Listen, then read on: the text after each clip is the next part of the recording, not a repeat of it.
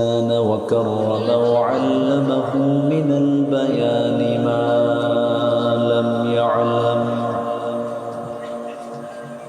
فسبحان الذي لا يحصى امتنانه باللسان ولا بالقلم نشهد أن لا إله إلا الله وحده لا شريك له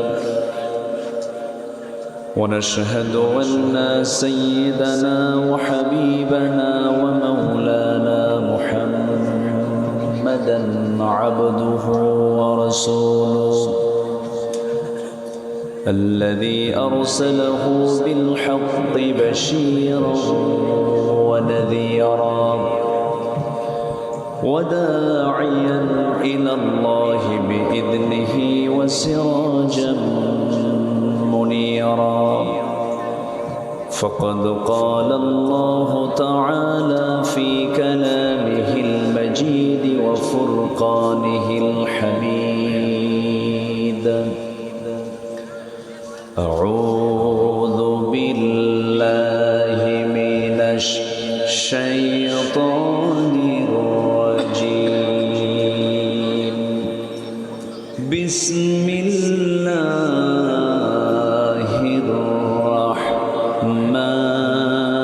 الرحمن الرحيم يا أيها الذين آمنوا اتقوا الله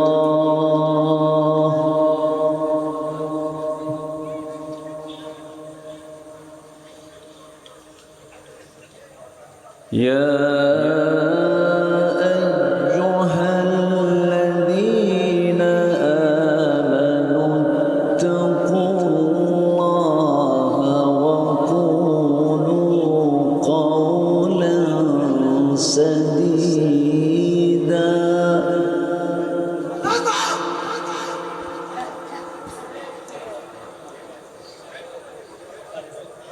يصلح لكم أعمالكم ويغفر لكم ذنوبكم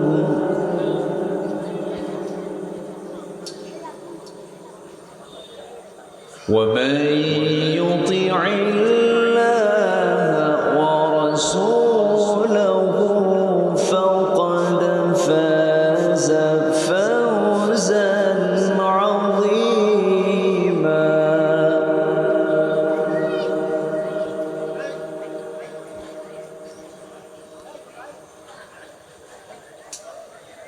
إنا عرضنا الأمانة على السماوات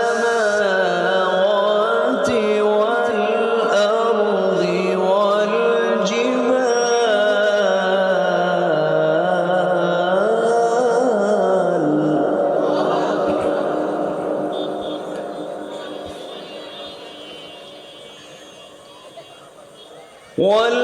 والجبال فأبين أن يحملنها وأشفقن منها وحملها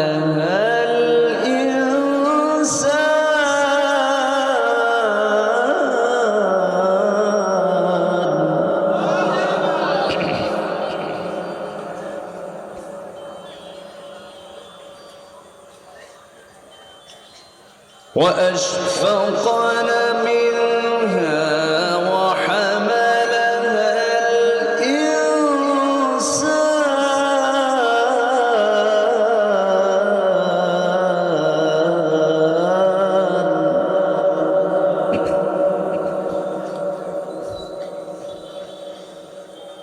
الإنسان إنه كان ظلوما جهولا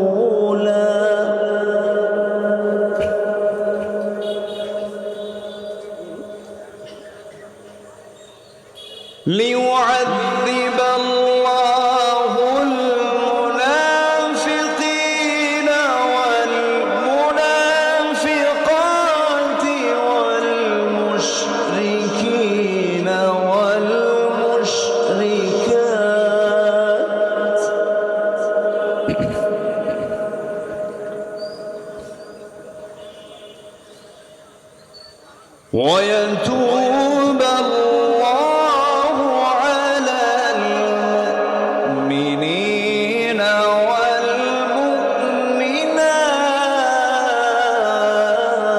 والمؤمنات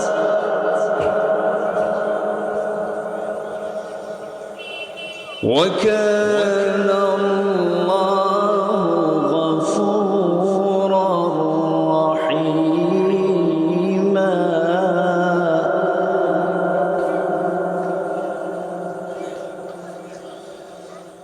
الله أكبر بسم الله الرحمن الرحيم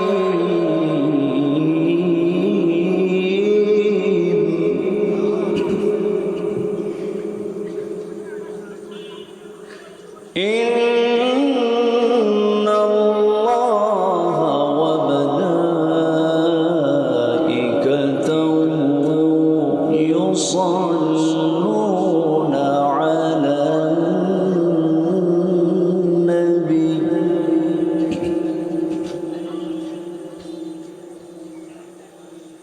يا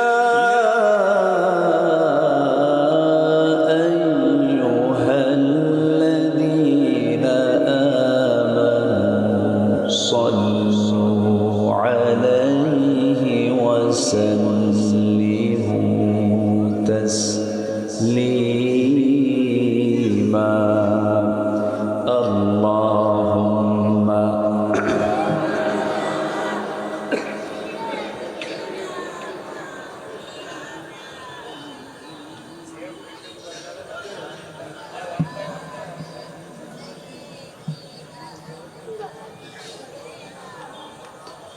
একটু মোহাব্বত দিয়ে নবীর প্রেমে মাতোয়ারা হয়ে জবান খুলে আওয়াজ দিয়ে সবাই বলুন আল্লাহুম্মা সাল্লি আলা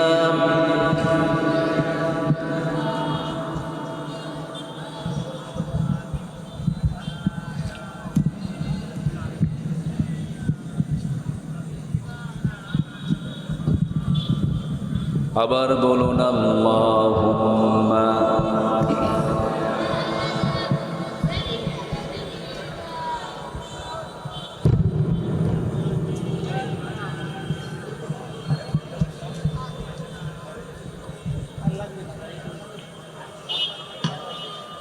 প্রাণের অধিকে বেশি যার দাম রহমতাল লিল আলামিন প্রাণের অধিকে বেশি যার দাম রহমতাল লিল আলামিন জানো কি তোমরা তাহার নাম রহমতাল লিল আলামিন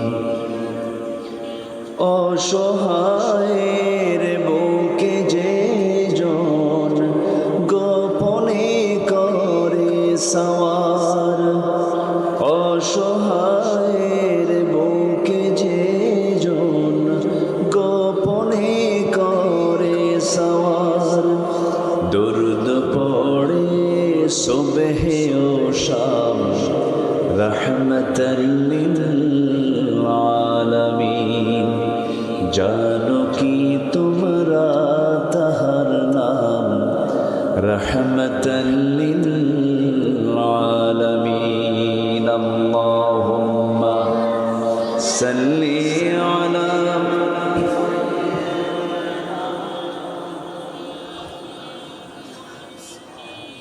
وعلى آل سيدنا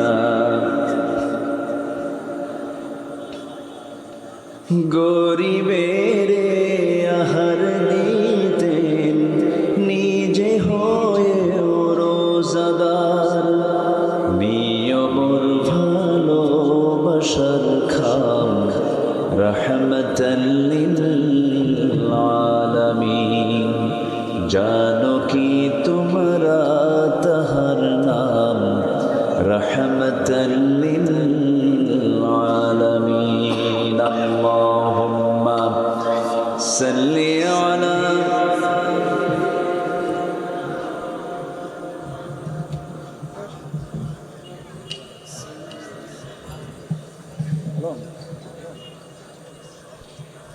সবাই বলুন বালাগাল উলা বিকামালিহি কাশাফাত তুজা বিজামালিহি হাসুনাত জামিউ খিসালিহি সাল্লু সূরাতে ইউসুফ বিদারি হিকমতে لقمان ما قارئ قرآن باری یہ دل سادمان ما بلغ العلا بكماله كشف التجا بجماله حسنت جميع خصاله صلوا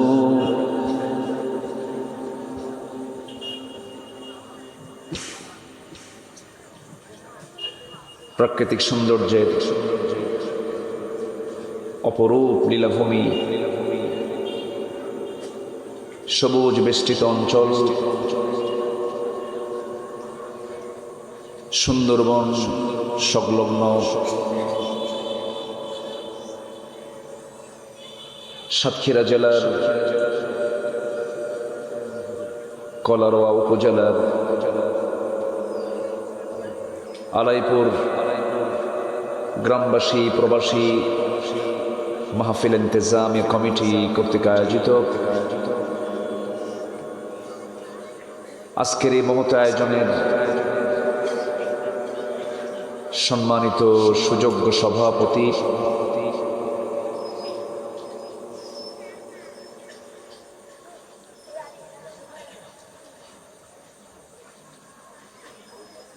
জনাব শেখ রেজাউল হোসেন, আজকের মহৎ আয়োজনের সম্মানিত প্রধান অতিথি এই গ্রামের কৃতি সন্তান জনাব আলী হোসেন,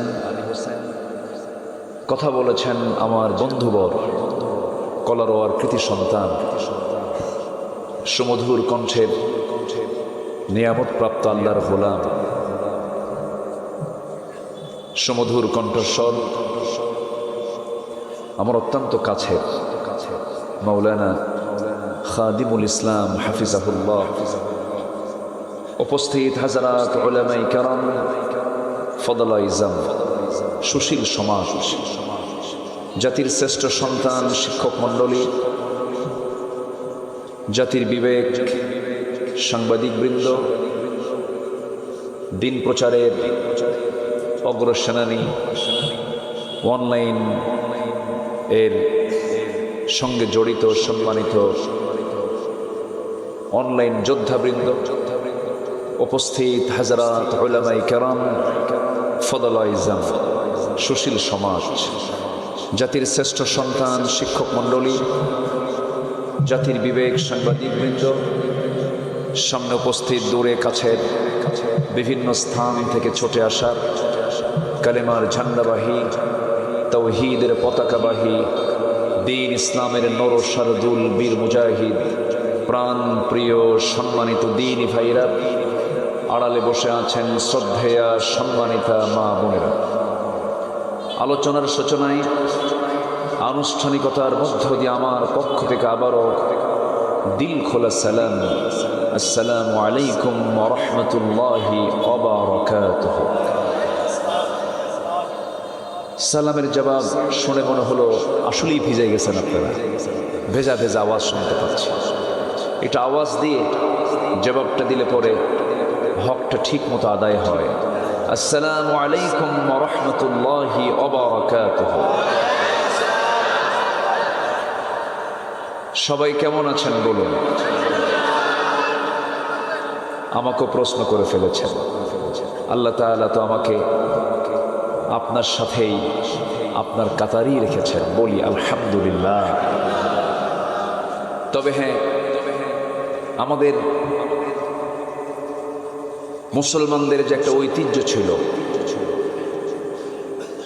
একটি গুণগত দিক ছিল হলো মুসলমানদের পারস্পরিক যে ভ্রাতৃত্ববোধ, সকল গোত্র ধর্ম বর্ণের চাইতে বেশি ছিল না কম ছিল?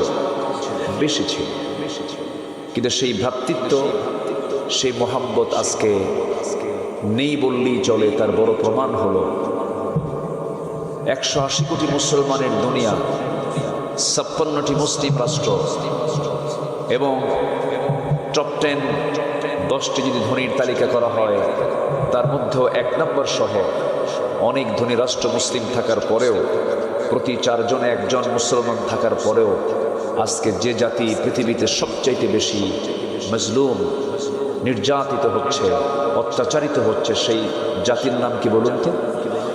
মুসলমান। এর মূল কারণ হচ্ছে আমাদের ইউনিটি নেই, আমাদের একতা নেই, আমাদের ভ্রাতৃত্ব, আমাদের যে সম্প্রীতি, আমাদের যে পারস্পরিক যে রহম দিল, এমন লালন থেকে, এমন চিন্তা থেকে আমরা কাছে না দূরে চলে যাওয়ার কারণে আজকে মুসলমানরা, আজকে আমার আপনার চোখের সামনে মার খেলেও আমার আপনার কিছুই মনে হচ্ছে না।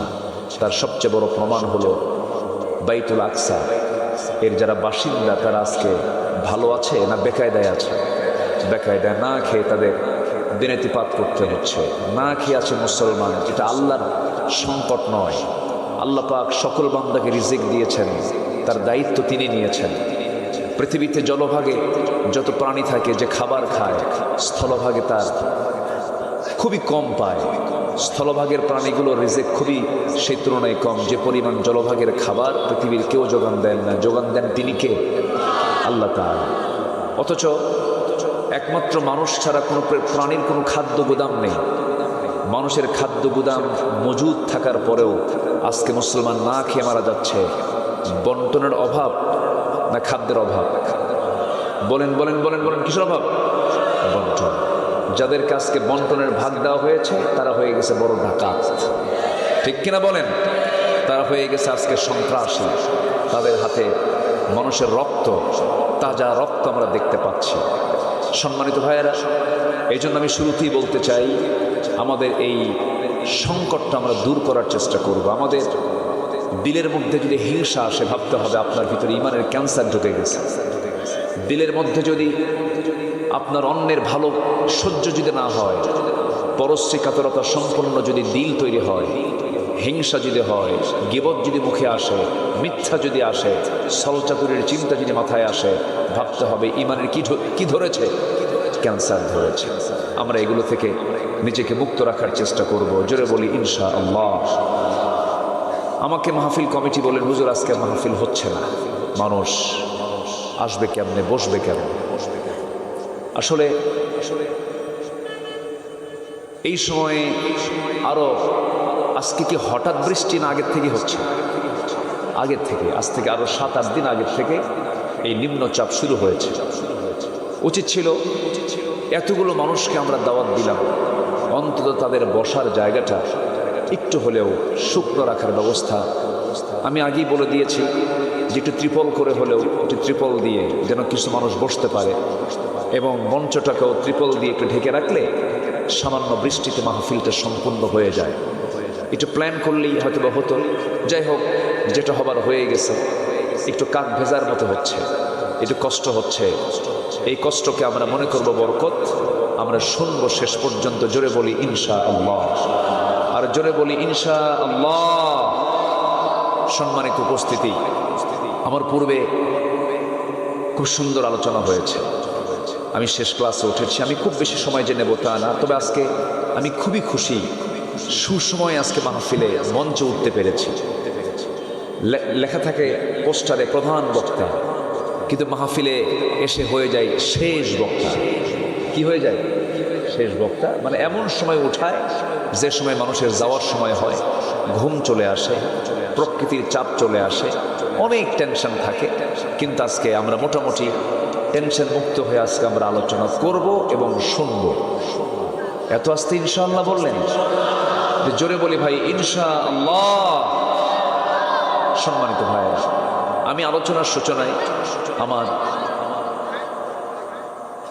আমার অভ্যাস অনুযায়ী কোরআনে কারীমের গুরুত্বপূর্ণ একটি সূরা, সূরাতুল আহজাবের শেষ দিকের কয়েকটা আয়াত আমি তেলাওয়াত করেছি।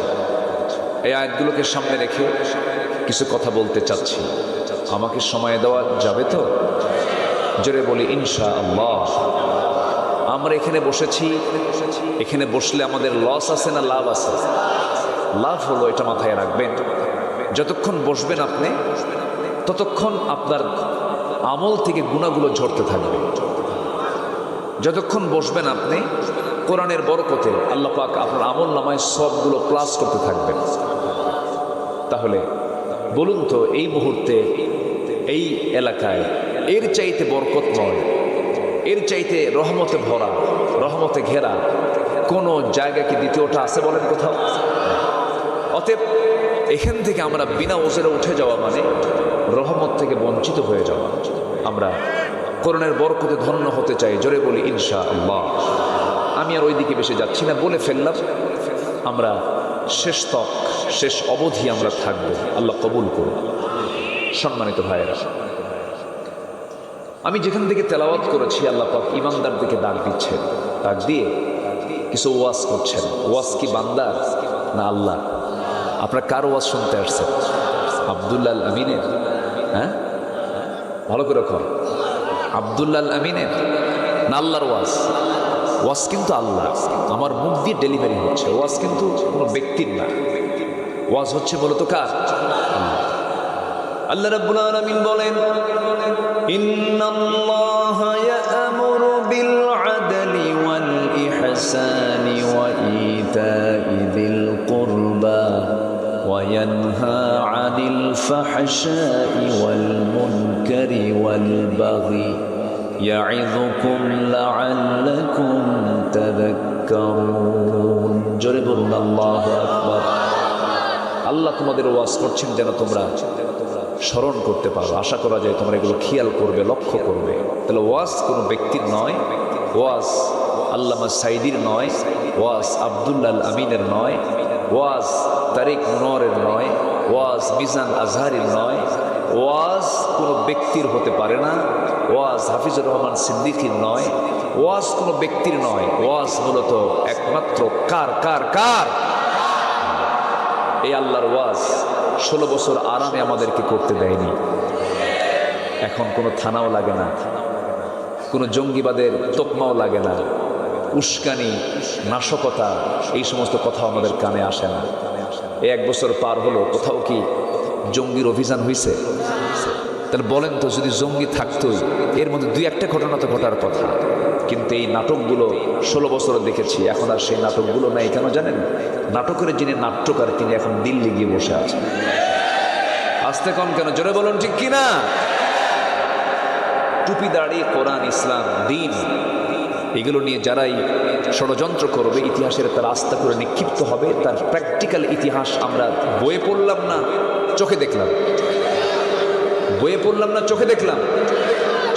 এই জন্য ইসলাম, কোরআন, দিন, শরিয়া, এগুলো নিয়ে কোনো ষড়যন্ত্র যেই করবে সেই গর্তে পড়ে যাবে, শেষ হয়ে যাবে। কত রাজা মহারাজা, ফেরাউন, নমরুদ, হামান কত কি করেছে বলেন তো? কেউ কি টিকতে পেরেছে? ইসলামকে কেউ দাবিয়ে রাখতে পারবে না। আমি থাকবো না, আপনিও থাকবেন না, আমিও চলে যাব, আপনিও চলে যাবেন, কিন্তু ইসলাম বিজয়ী হবেই। ঠিক কিনা বলেন? ইসলাম কারো বাবার না, ইসলামটা কার? ইসলাম কার? এর বিরুদ্ধচারণ করে কোনো লাভ নেই। যাই হোক, আসুন আমরা মূল আলোচনার দিকে যাচ্ছি। আমরা হিংসামুক্ত হব তো নাকি? আজ থেকে হিংসামুক্ত হব। আপনার গ্রামে কেউ জমি কিনলে আপনার কি হিংসা হবে? হিংসা হয় না? হয় কি না? জমি কিনে একজন, ঘুম হয় না আরেকজনের। এর কাম হলো, কাম হয়েছে, ও জমি কিনে ফেললো, আমার পাশের জমি, হাই রে হাই করলো। গ্রামের একটা ছেলে ভালো চাকরি পেয়ে গেছে, বড় কর্মকর্তা হয়ে গেছে, আরেকজনের ঘুম হয় না। আছে কিনা বলো? এটাই ভালো না এরকম বলা ভালো? আল্লাহ তার ছেলেকে বড় করেছে, আমার ছেলেকেও বড় করেছে। সে জমি কিনেছে, আমাকেও সম্পদ হালাল পথে অর্জন করার তৌফিক দিয়ে দাও। দেখেন তো কত সুন্দর হয়ে গেল। আর আপনি হিংসা করবেন, আপনি সুস্থ থাকতে পারবেন না। হিংসা করলে কিন্তু শরীর খুব খারাপ হয়ে যায়, বুঝলেন? হিংসা করলে কি শরীর ভালো থাকে? মনে মনে জ্বলে, অস্থিরতা বাড়ে, ঘুম হয় না, টেনশন হয়, কত কি। নিজের মনকে আমরা অভাবমুক্ত রাখবো, দেখবেন মন অনেক ভালো থাকবে। নিজেকে অভাবমুক্ত রাখলে সেই লোকটার চেয়ে সুখী মানুষ পৃথিবীতে আর দ্বিতীয়টা খুঁজে পাওয়া যাবে না। বলি আলহামদুলিল্লাহ। সম্মানিত ভাইয়েরা, আসুন আমরা সুন্দর করে আল্লাহর কিছু কথাগুলো শুনি। আমার আল্লাহ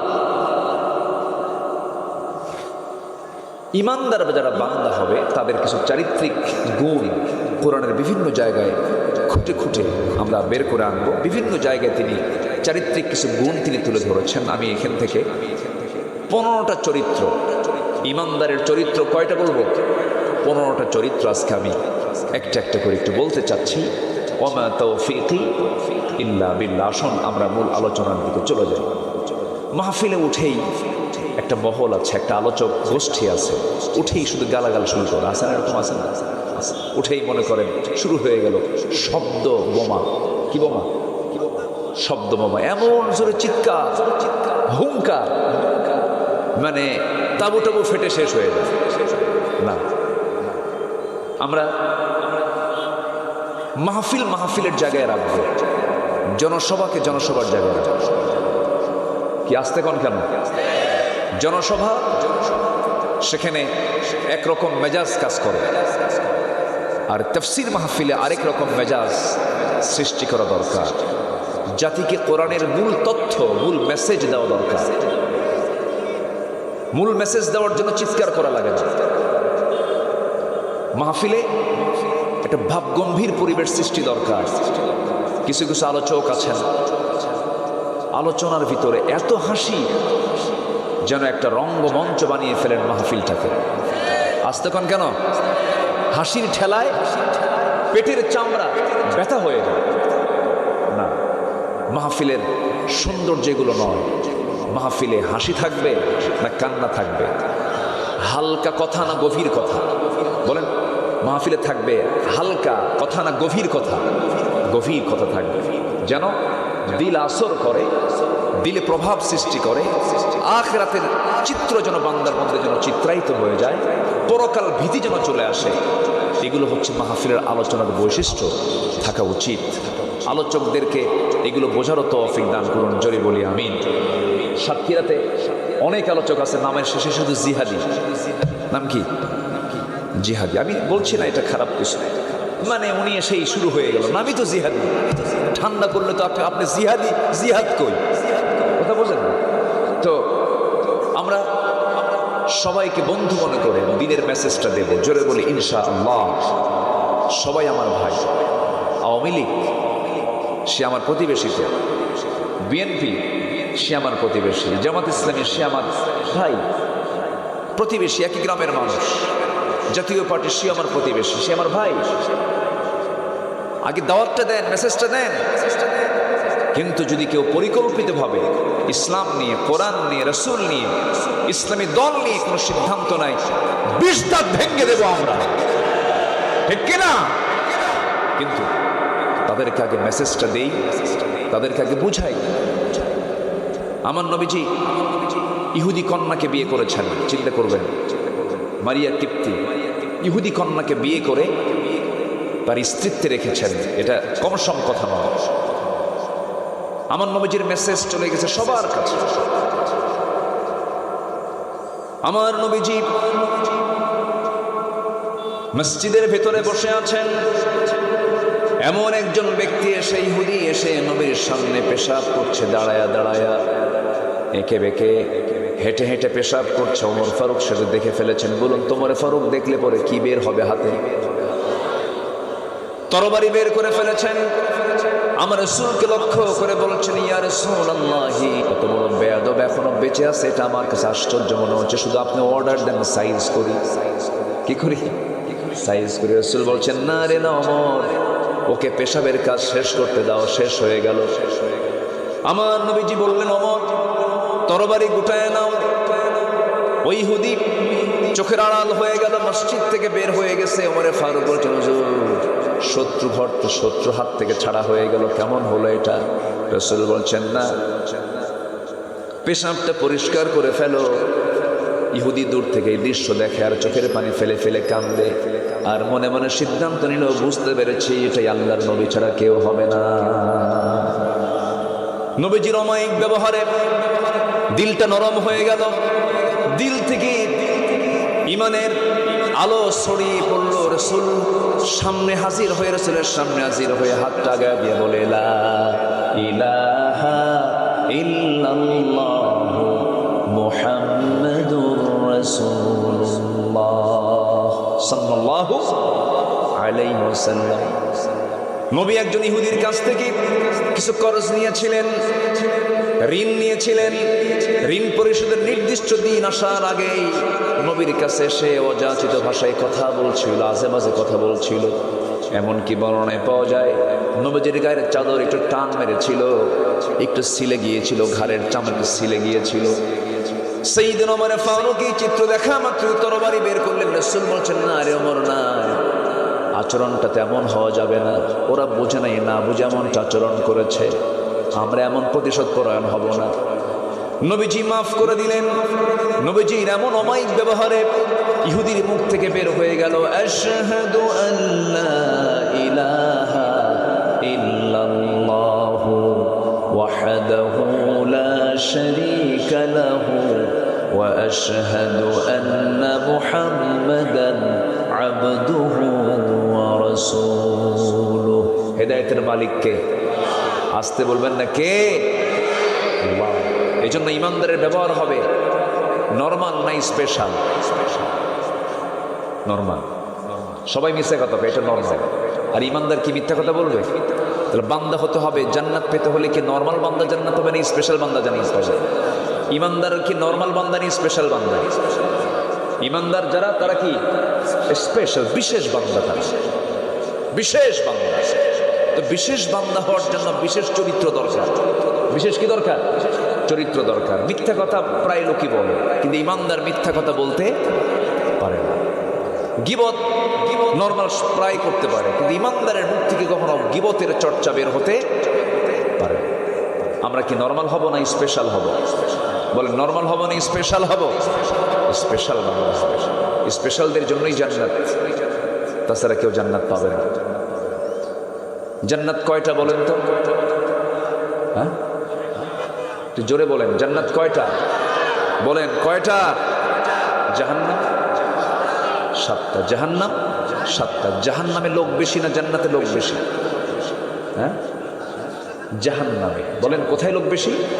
জাহান্নামে লোক বেশি, জান্নাতে লোক কম। তাহলে স্পেশাল বান্দা বেশি হবে না কম হবে?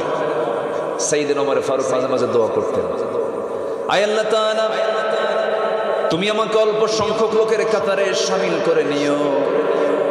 তার এই দোয়ার মাহাত্ম্য অনেকেই বোঝে নাই, বলে ফেললো, ওমর ফারুক এমন দোয়া করেন কেন? সঙ্গে সঙ্গে কেঁদে কেঁদে বলছেন, ওয়ালাকিন্না আকসারান নাসি লা ইয়ালামুন। অধিকাংশ লোক তো বোঝে না, অধিকাংশ লোক তো শয়তানের পথেই পরিচালিত হয়। এই জন্য কম সংখ্যক লোকগুলো জান্নাত পাবে। আমি আল্লাহর কাছে বলি, আল্লাহ আমাকে কম সংখ্যক লোকের কাতারে শামিল করো, যেন আমি তাদেরকে নিয়ে জান্নাতে যেতে পারি। জোরে বলেন সুবহানাল্লাহ। তাদের সাথে যেন জান্নাতে যেতে পারি। আমার বন্ধুগণ, এই জন্য চরিত্রকে সুন্দর করা দরকার। সবাই মিথ্যা বলবে, ইমানদার মিথ্যা বলবে না। সবাই মিথ্যা সাক্ষী দেবে, ইমানদার মিথ্যা সাক্ষী দেবে না। সবাই ঘুষের সঙ্গে নিজেকে জড়াবে, সবাই জেনার সঙ্গে জড়াবে, কিন্তু ইমানদার এগুলোর সঙ্গে জড়াবে না। ইমানদারের চরিত্র কেমন থাকা দরকার? গোটা কোরআন একটু ঘেটে ঘেটে খুঁজে খুঁজে বের করেছে। 15টা গুণ আমরা অর্জন করব। আশা করা যায় 15টা গুণ থাকবে, যার জান্নাত হবে তার। জোরে বলে সুবহানাল্লাহ। একটাও কি বলেছি? তাহলে কি ওয়াজ কি শুরু হচ্ছে না? শুরু হচ্ছে। প্রস্তুতি আছে তো সবার? থাকার প্রস্তুতি আছে তো ইনশাআল্লাহ? আল্লাহ কবুল করুন। জোরে বলি আমিন। আমাকে যারা শোনেন, আমি নগণ্য, আমার এলেম কালাম তেমন, আমাকে যারা শোনেন, আমার প্রায় 26 বছর এই মাহফিল অঙ্গনে আমি কাজ করছি। আমি চেষ্টা করি আমার কথার ভিতরে আজে বাজে কোনো কথা না নিয়ে আসা। আমি কখনো মাহফিলে আমার কোনো প্রসঙ্গ নেই, আমি কথা সহজে বলি না, খুব রেয়ার। হয়তো কোনো মেসাল দিতে নেই, যখন কোনো আলোচকের মুখ থেকে আমিত্ব প্রকাশ পাবে তখনই তার মধ্যে নানা ভুলভাল বের হয়ে যাবে। ঠিক কিনা বলেন? যেরকম ছেলেরা বলল আমাদেরকে কোটা সংস্কার চাই, কোটাকে সংস্কার করতে হবে, কোটা নিয়ে আন্দোলন হলো, শেষ পর্যন্ত জবাব আসলো একটা শীর্ষ পদ থেকে, জবাব আসলো যে কোটা বাতিল যদি হয় রাজাকার নাতিপুতিরা চাকরি পাবে। বলেন তো এই যে কথাটা, এর মধ্যে কি আমিত্ব আছে কিনা বলেন? অহংকার আছে কিনা বলেন? অহংকার আছে না নাই? বঙ্গবন্ধুর কন্যা অমক্তম, মনে হয় দেশটা তারা ভেবেছিলেন তাদের পৈতৃক সম্পত্তি। আসতে কোন কেন? যা মনে করেছেন তাই করতে চাইছেন, কিন্তু না, আমিত্ব অহংকার যখন কারণ ভিতরে ঢুকে পড়বে ভাববেন যে তার পতন খুব নিকটবর্তী। এই জন্য অহংকার নিয়ে আসা যাবে না, আমরা উদার হব। জোরে বলি ইনশাআল্লাহ। রাস্তার ফকির ও কার বান্দা, আসতে বলবেন না কার বান্দা। ফকিরকে ফকির ভেবে আন্ডার এস্টিমেট করবেন না, আপনি ইমানদার হতে পারবেন না। আল্লাহ তাআলা কাকে কেমন করে কবুল করবেন বলা বড় মুশকিল। ওয়ালা তুসাইর খাদ্দাকা লিন-নাসি ওয়ালা তামশি ফিল আরদি মারহা। মানুষকে এড়িয়ে যেও না, মানুষকে আন্ডার এস্টিমেট করো না। সম্পদের আধিক্য দেখে একজনকে দাম দিবা, সম্পদ কম, গরিব মানুষ রিক্সা চালায়, ভ্যান চালায়, তুমি তাকে কম গুরুত্ব দিবা না। না, ইমানদারের চোখে সেই লোকটা ওই ধনী লোকটার মধ্যে তফাৎ নাই, বরঞ্চ ইমানদার ব্যক্তি ইমানদার ব্যক্তিকে প্রাধান্য দেবে। জোরে বলি সুবহানাল্লাহ। আমার নবীজি একদিন বসে আছেন, কাফের মুশরিকরা, দামি দামি নেতাগুলো, সমাজে তাদের বিশাল মর্যাদা, ওই কুরাইশদের বড় বড় লিডারগুলো নবীর সামনে এসে যখন বসে পড়েছে, আমার নবীর সামনে একজন অন্ধ সাহাবী, কি সাহাবী বলেন? অন্ধ সাহাবী নবীর সামনে এসে কথা বলতে চান। আমার নবীজি ওই কাফেরদেরকে বেশি প্রাধান্য দিচ্ছিলেন, গুরুত্ব দিচ্ছিলেন। আল্লাহ তাআলা সঙ্গে সঙ্গে আয়াত নাজিল করে রাসূলকে জানিয়ে দিচ্ছেন, আবাসা ওয়া তাওয়াল্লা আন জাআহুল আ'মা ওয়া মা ইউদরিকা লাআল্লাহু ইয়াযাক্কা। জোরে বলি আল্লাহু আকবার। ওই অন্ধ লোকটা আপনার সামনে আসলো, সে আমার কাছে বেশি দামি।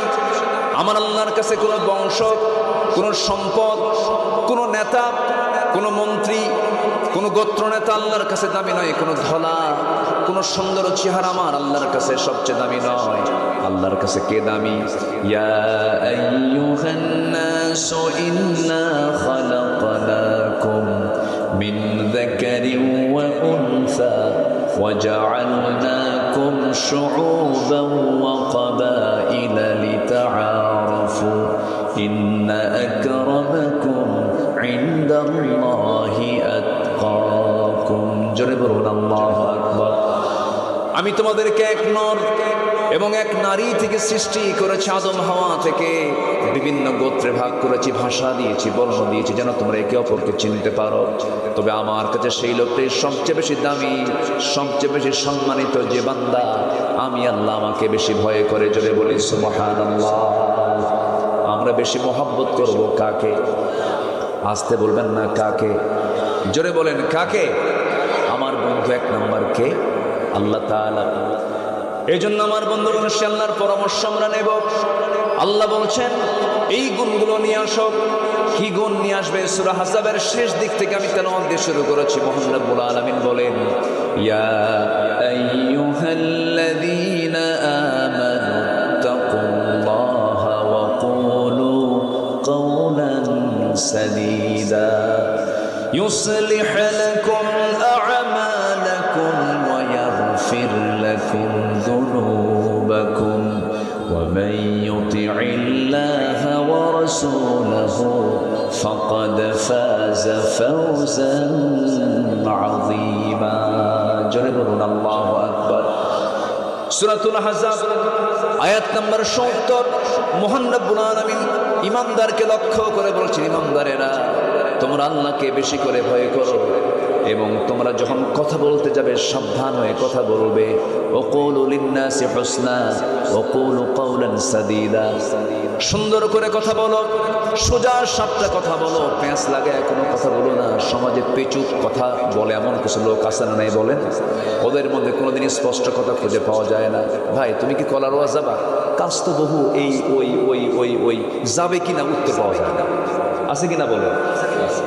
কিন্তু সরল লোক যারা এক কথায় কথা শেষ করে দেয়, সোজা সাপটা কথা আল্লাহ রাব্বুল আলামিন বলতে বলেছেন, প্যাঁচমুচ না করে সোজা সাপটা কথা বলো, হক কথা বলো, সোজা কথা বলো, সুন্দর করে কথা বলো, প্যাঁচ লাগায় কথা বলতে যেও না। আল্লাহ রাব্বুল আলামিন সত্য কথা বললে পরে তার পুরস্কারের ঘোষণাও তিনি সঙ্গে সঙ্গে দিয়েছেন।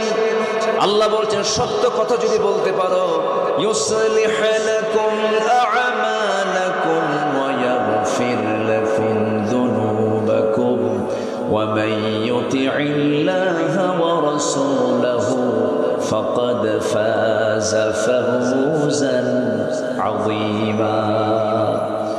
সত্য কথা যদি তোমার জিহ্বা থেকে বের হয়, তোমার জীবন অর্জিত যত আমল তুমি করেছো, আমলগুলো যদি কোনো বেঠিক হয়ে থাকে, যদি কোনো সমস্যা হয়ে থাকে, আমি আল্লাহ রাব্বুল আলামিন নিজ গুণে তোমার ভুল আমলগুলো আমি আল্লাহ ঠিকঠাক করে তোমার আমলগুলো আমি জান্নাতের উপযোগী করবো। যেরকম সুবহানাল্লাহ, জান্নাতের কারণ বানায় দেওয়া এবং তোমার জীবনে যত তুমি গুনাহ করেছো সমস্ত গুনাহগুলো মাফ করে দেব। আল্লাহ পাক বলছেন, বান্দারে এই জন্য তোমার দায়িত্ব হলো জিহ্বাটা সুন্দর করে তুমি রাখবা, হারাম কিছু খাবা না, হারাম কিছু বলবা না, হারাম কিছু খাবা না, মিথ্যা কোনো কথা বলবা না, হারাম কাজে নিজেকে জড়াবে না, হারামকে বর্জন করে চলবে। আল্লাহ রাব্বুল আলামিন তোমার জিহ্বা যদি হারাম মুক্ত হয়ে থাকে, ওই জিহ্বা দিয়ে যে দোয়াটাই করবে সেই দোয়া আল্লাহর দরবারের সঙ্গে সঙ্গে মঞ্জুর হয়ে যাবে। জোরে বলে সুবহানাল্লাহ। কিন্তু আজকে সমাজে সত্য কথা বেশি না মিথ্যা কথা বেশি। যদি বলি মিথ্যার দিক থেকে সবচেয়ে বেশি মিথ্যা কথা বলে এ দেশের কোন শ্রেণীর মানুষ বলে? কারা বেশি মিথ্যা কথা বলে একটু বলেন না? শিক্ষকরা নাকি? কারা কারা বেশি মিথ্যা কথা বলে? আমি কিন্তু বলি নাই। এমন নাম, এমন লোকের নাম নিলেন, এ তো বেকার। শুনছেন শুনছেন কি আপনারা? কারা কারা বেশি মিথ্যা কথা বলে দেখছেন? আমি কিন্তু বলি নাই, বললেন কিন্তু আপনারা।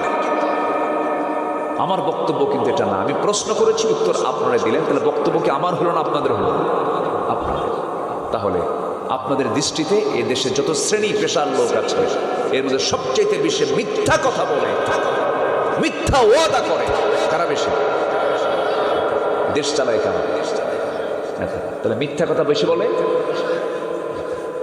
আমি একটু নেতা একটু আস্তে করলাম, আপনারা বললেন তো হ্যাঁ তাই তো।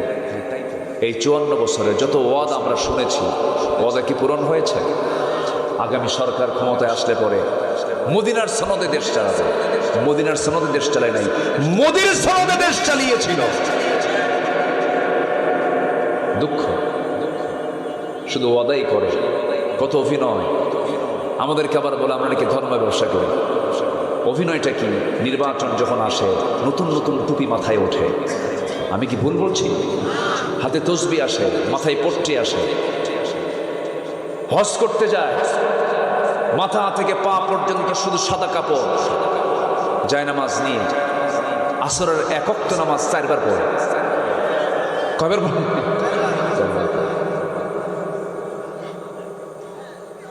তাহলে ধর্মের ব্যবসা তো তারাই করে। নির্বাচন আসলে টুপি পড়ে, আর নির্বাচন চলে গেলেই গাজার আসরে বসে থাকে, নাইট ক্লাবে নারী নিয়ে বসে থাকে। এই বিকৃত আওয়াজ আবার কে করল? কেটা? আচ্ছা আচ্ছা, না বাবা, আওয়াজ যদি একটু মিল না হয়, একটু পরিবেশটা একটু নষ্ট হয়ে যায়। একটু চুপ থাকলে ভালো মনে হয়, তাই না? জি ঠিক আছে। তারও তো শখ হয় যে আমি একটু আওয়াজ দিই, তার শখ হয় না? শখ হয়। ওটা আবার একটা হাসির জায়গা হয়ে যায়। মানুষ তো একটা বিকৃত কিছু দেখলেই তো সেখানে তাদের একটা আলাদা চিন্তা, ব্রেনটা ওইদিকে চলে ডাইভার্ট হয়ে যায়। সম্মানিত ভাইয়েরা, আপনারা কি আমার কথাকে রাগ করতেছেন? রাগ হচ্ছে না তো আপনাদের? রাগ হলে তো কিচ্ছু করার নাই। সব তো দেখলাম। আইয়ুবের শাসন, বুড়া চাচারা দেখেন নাই? আইয়ুব করেছে শাসন, মুজিব দিয়েছেন ভাষণ, জিয়া কেটেছেন খাল, আর আমাদের চাচা এরশাদের তাল দেখাল। সব তো দেখলাম, সব দেখা শেষ। আগামীর দেশ আমরা দেখতে চাই আল কোরআনের বাংলাদেশ। রাজি আছেন কারা কারা? হাত উঁচু করে দেখান মুসলমান।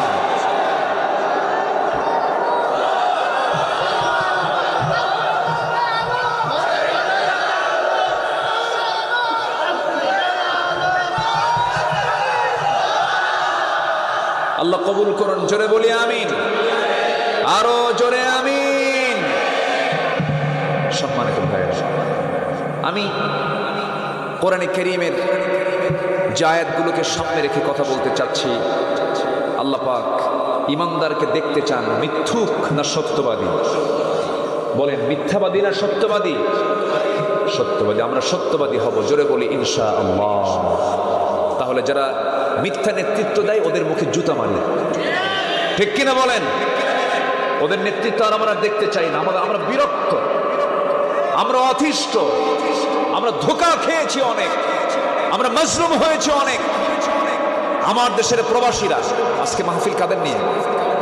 এই প্রবাসীরা হাড় ভাঙতে পরিশ্রম করে অর্থগুলো দেশে পাঠায়, কৃষি কাজ করে কৃষকরা দেশের অর্থনীতিকে সামনের দিকে আগায় দেয়। গার্মেন্টস শ্রমিকরা সীমিত বেতনে শ্রম দিয়ে দেশের অর্থনীতিকে চাঙ্গা করে তোলে।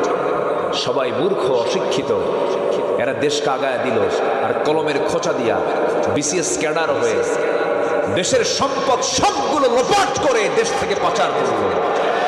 ওরা আমাদের বন্ধু নয়, দুশমন, শত্রু আমাদের, ঠিক কিনা? রাগ করছেন? এই জন্য আমরা সততার সঙ্গে থাকবো, জোরে বলি ইনশাআল্লাহ।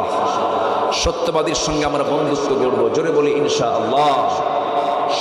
সত্য আছে যেখানে আমরা আছি, আমরা সত্যকে লালন করবো। আল্লাহ কবুল করুন, জোরে বলি আমিন, আরো জোরে বলি আমিন। আমার বন্ধুগণ, সত্যবাদিতা বড় একটা গুণ। একজন ব্যক্তির কথা মনে পড়ে গেল, নাম শুনেছেন সবাই আমার দেশে। এখন এই মুহূর্তে মুরিদ বেশি না পীর বেশি? হ্যাঁ, পীর বেশি, পীরই বেশি, বহু পীর। এত পীর থাকার পরও সুদ বন্ধ হয় না, এত পীর দরবার থাকার পরও ঘুষ বন্ধ হয় না, জেনা বন্ধ হয় না, ব্যভিচার বন্ধ হয় না।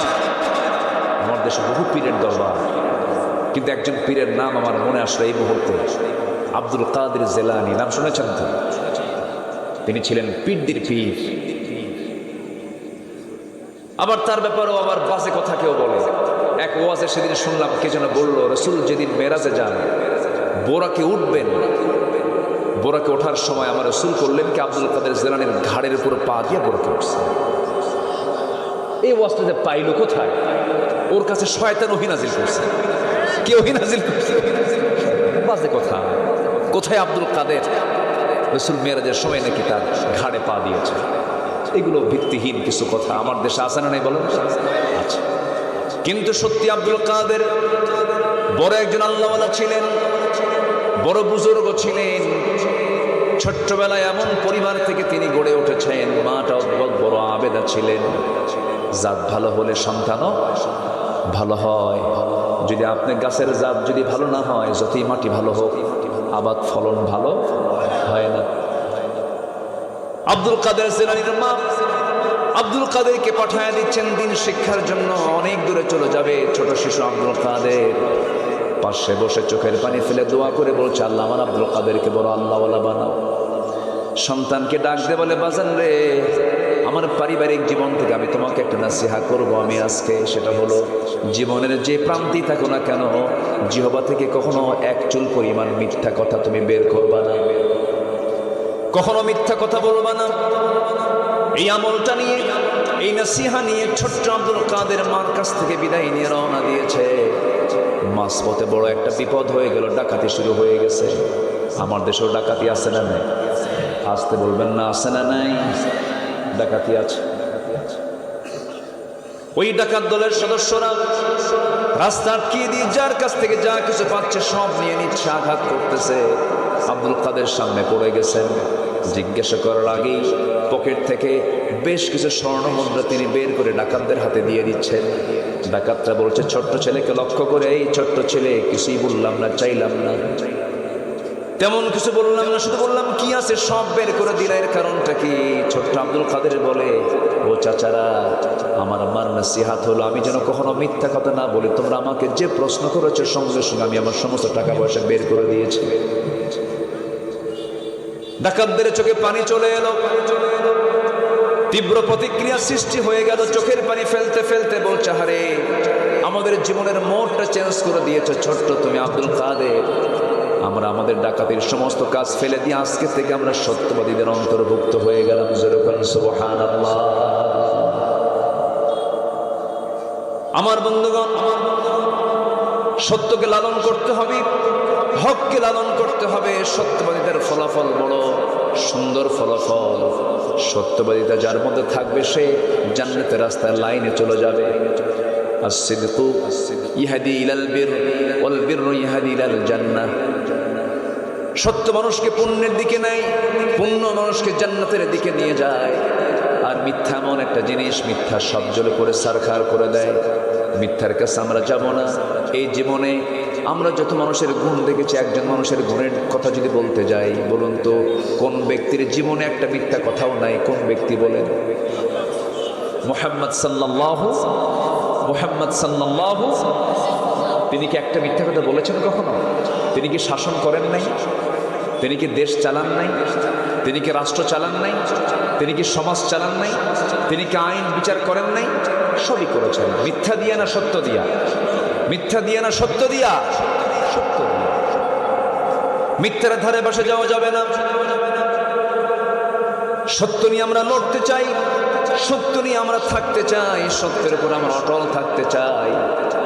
এক নম্বরে চলে গেল, আসুন আমরা 2 নম্বরে চলে যাই। আল্লাহ রাব্বুল আলামিন বলছেন আরেকটা গুণ তোমরা অর্জন করবে, সেটা হচ্ছে আমানতদারিতা। আমানতদারিতার অত্যন্ত বড় একটা গুণ।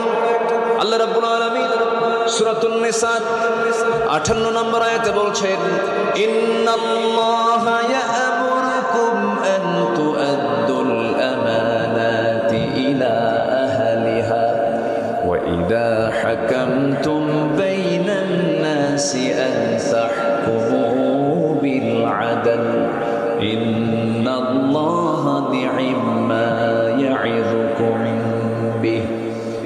আল্লাহ রাব্বুল আলামিন আমানত রক্ষার জন্য বারবার বান্দাকে বলছেন আমানতটাকে কখনো খেয়ানত করবে না। ইমানদারের যত গুণ আছে এর মধ্যে অন্যতম গুণ হলো আমানত কখনো খেয়ানত করবে না, ওয়াদা কখনো ভঙ্গ করবে না। ওয়াল্লাযীনা হুম লিআমানাতিহিম ওয়া আহদিহিম রাউন ওয়াল্লাযীনা হুম আলা সালাওয়াতিহিম ইউহাফিযুন উলাইকা হুমুল ওয়ারিসুন আল্লাযীনা ইয়ারিসুনাল ফিরদাউসা হুম ফীহা খালিদুন। জোরে বলুন আল্লাহু আকবার। ইমানদার কারা? যারা আমানত ঠিক রাখে। ইমানদার কারা? যারা ওয়াদা ঠিক রাখে। ইমানদার কারা? যারা নামাজের ব্যাপারে যত্নশীল হয়, হেফাজতকারী হয়। আল্লাহ বলছেন এই সমস্ত গুণগুলো অর্জন করবে, আমি আল্লাহ তোমাকে জান্নাতুল ফিরদাউসের ওয়ারিস বানাইয়া দেব। সুবহানাল্লাহ। রাষ্ট্র ক্ষমতা যিনি পান তার একটা আমানত, এটা ঠিক কিনা বলেন? রাষ্ট্রের ক্ষমতায় যিনি থাকেন এটা কি আমানত না? এটা আমানত।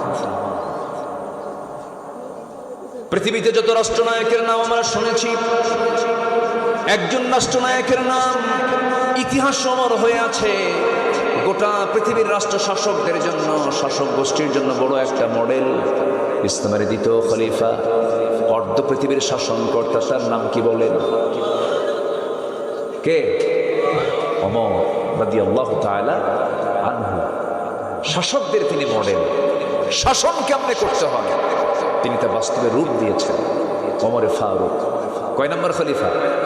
2 নম্বর। বহুদিন আগে, প্রায় আমি এই মেসালটা দিই, বহুদিন আগে এক মাহফিলে বললাম ওমরে ফারুককে চিনেন কে? সামনে থেকে এক ছেলে দাঁড়ায় বলে, হুজুর আমি চিনি। কে? আমাদের বাড়ির দোতলায় ভাড়া থাকে। তাই বললাম যে ভালো, খুব সুন্দর জবাব তুমি দিয়েছ। ওর বুদ্ধি যত, উত্তর ততটুকু সে দিয়েছে। এই ওমর দোতলায় ভাড়া থাকা ওমর না, এই ওমর হচ্ছে জান্নাতের সংবাদ প্রাপ্ত একজন সাহাবী। জোরে কোন সুবহানাল্লাহ। তার কবরটা দেখে আসলাম এইটুকু কয়েকদিন আগে। তার কবরটা ওই জায়গায় থাকার কথা ছিল না। তিনি যে কবরে শুয়ে আছেন এই কবরটা তার হওয়ার কথা ছিল না। প্ল্যান ছিল ভিন্ন, কিন্তু হয়ে গেছে। কেমন করে? আমার নবীজির ইন্তেকাল হয়েছে মক্কায় না মদিনায়? বলেন তো। মদিনায়। বলেন কোথায়? বলেন বলেন। মদিনায়। জন্ম নিয়েছেন কোথায়? মক্কায়। মৃত্যুবরণ করেছেন মদিনায়।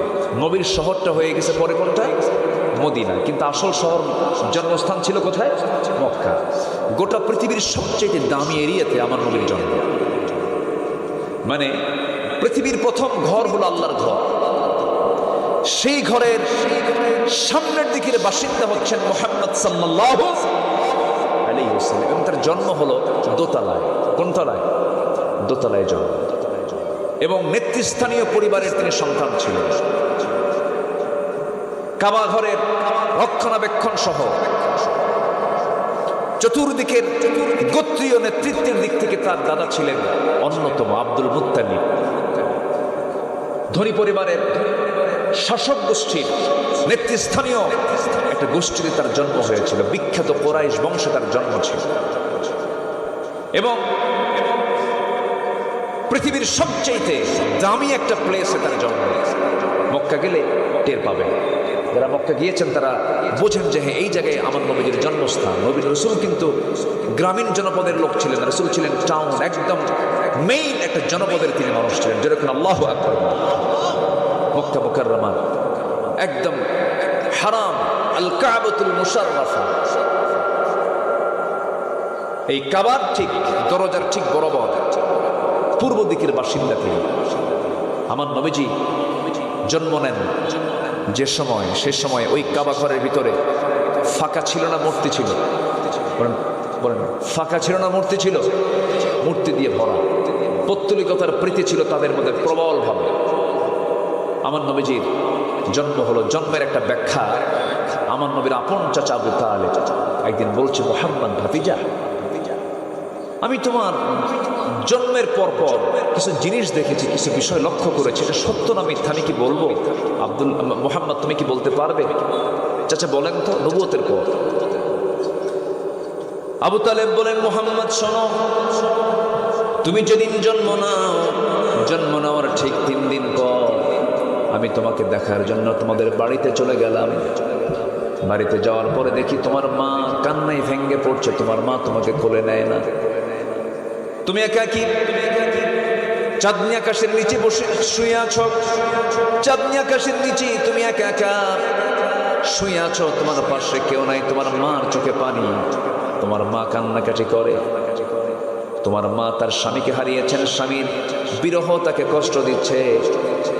আমি এই যে লক্ষ্য করলাম, কিন্তু লক্ষ্য করে দেখছি আরেকটা বিষয়, সেটা হলো তুমি যখন একাকে শুয়েছিলা সেই সময় আকাশের চাঁদের দিকে তুমি তাকায় কি যেন গুনগুন করে কথা বলছো। তোমার ডান হাত যদি একটু ডান দিকে নড়ে যায়, আমি দেখতে পেলাম চাঁদটাও ডান দিকে নড়ে যায়। তুমি যখন তোমার 2টা হাত যখন বাম দিকে নাও, চাঁদটাও বাম দিকে চলে যায়। আবার যখন তুমি তোমার হাতটা নিয়ে নিচের দিকে নেমে আসো, চাঁদটা তোমার কাছাকাছি চলে আসে। তোমার হাতও নড়ে, চাঁদও নড়ে আকাশের। আমি কি ভুল দেখেছি না ঠিক দেখেছি? আমাকে বলো তো মুহাম্মদ। আমার নবীজি বাল্য জীবনের স্মৃতিচারণ করে বলেছেন, চাচা আপনি সেই রাত্রে যা দেখেছেন 100% সত্য দেখেছেন। জন্মের পূর্বে আমি আমার বাবাকে হারিয়েছি। আমি যখন ভূমিষ্ঠ হলাম, আমি সন্তান হয়ে পৃথিবীতে যখন জন্ম নিলাম, আমার মার বড় শখ ছিল সন্তানরা স্বামীর কোলে উঠায় দেব, স্বামী তো নাই। আমাকে দেখেন বারবার স্বামীর কথা মনে হয়ে যায়, কান্নাকাটির পরিমাণ বেশি হয়ে যায়, এই জন্য আমার মা আমাকে কোলে নিতে পারছিলেন না। আমাকে একাকী রেখে দিয়েছেন, আমার যেন কোনো প্রকার কষ্ট না হয় সেই জন্য মহান রব্বুল আলামিন ওই রাত্রগুলোর জন্য আকাশের চাঁদনি রাতকে আল্লাহ রব্বুল আলামিন আমার জন্য পুতুল বানায় দিয়েছিলেন, আমার জন্য খেলনা বানিয়ে দিয়েছিলেন। আমি যখন একাকী রাত যাপন করছিলাম আকাশের চাঁদ আল্লাহ পাক আমার জন্য খেলনা বানাইয়াছিলেন। জোরে বলেন সুবহানাল্লাহ। বিশ্বনবীর দাম কত! সেই জন্ম নেওয়া রাসূল মক্কায় জন্ম নিয়ে মৃত্যুবরণ করলেন কোন নগরে গিয়ে? মদিনায়। মদিনার সেই আম্মা জান আয়েশার ঘরেই তার দাফন হয়েছে। জান্নাতুল বাকি আমরা বলি, আসলে জান্নাতুল বাকি না, ওটার নাম হচ্ছে বাকিউল গারকাত, মকবরাতু বাকি মানে বাকি গোরস্থান। সেখানে প্রায় 10,000 সাহাবী সেখানে শুয়ে আছেন। কত হাজার? 10,000 সাহাবী এখনো সেই গোরস্থানটা, কবরস্থানটা এখনো আছে। আমার নবীজির যেখানেই তার মৃত্যু হয়েছে একজন স্ত্রীর ঘরে। সেই স্ত্রীর নাম কি বলুন তো? আম্মা জান আয়েশার ঘরে তার ইন্তেকাল হয়েছে। আমি এই তো 10-12 দিন আগে আল্লাহ পাক ওই জায়গাগুলো আমাকে সফর করার তৌফিক দিয়েছেন, বহুবার গিয়েছি। এবারের সফরটা একটু ভিন্ন হয়েছে। আমার একটু কথা বলবো, একটু ভিন্ন হয়েছে। কেন জানেন? আমি গিয়েছি এর আগে, আমার রাসূল বলেছেন আমার ঘর এবং আমার ওই মিম্বার, মা বাইনা বাইতি ওয়া মিম্বারি রাউদাতুম মিন রিয়াদিল জান্নাহ। আমার ঘর এবং ওই মিম্বার এর মাঝে যে ফাঁকা জায়গাটুকু আছে এটা হলো জান্নাতের টুকরা। এত আস্তে সুবহানাল্লাহ বললেন, জোরে বলেন, আর একটু জোরে বলেন। সবার কি যাওয়ার শখ হয়? সবাই কি যাবেন না ইনশাআল্লাহ? যাওয়ার জন্য নিয়ত দরকার না টাকা দরকার? যাওয়ার জন্য টাকা দরকার না নিয়ত দরকার?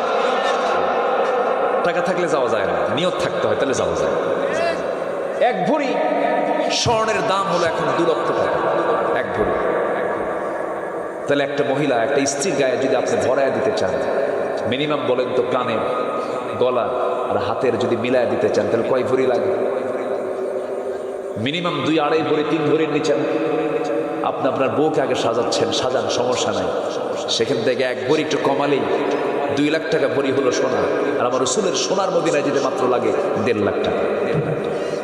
একটু প্ল্যান করলে করা যায়, অসম্ভবকে সম্ভব করা যায় যদি সাহায্য কার থাকে? আল্লাহ থাকে। এক রিক্সাওয়ালা, আপনাদের মেবি এই যশোর বেল্টে তার বাড়ি। 2017 সালে আমি গিয়েছিলাম। তো সেই সময় এক ভক্ত আমার, উনি দৌড় মেরে এসে আমাকে জড়িয়ে ধরে বলে, হুজুর আমি দেশে রিক্সা চালাই। তো আপনি হজে আসলেন কেমনে? তাও হজে গেছে। আপনি হজে আসলেন কেমনে?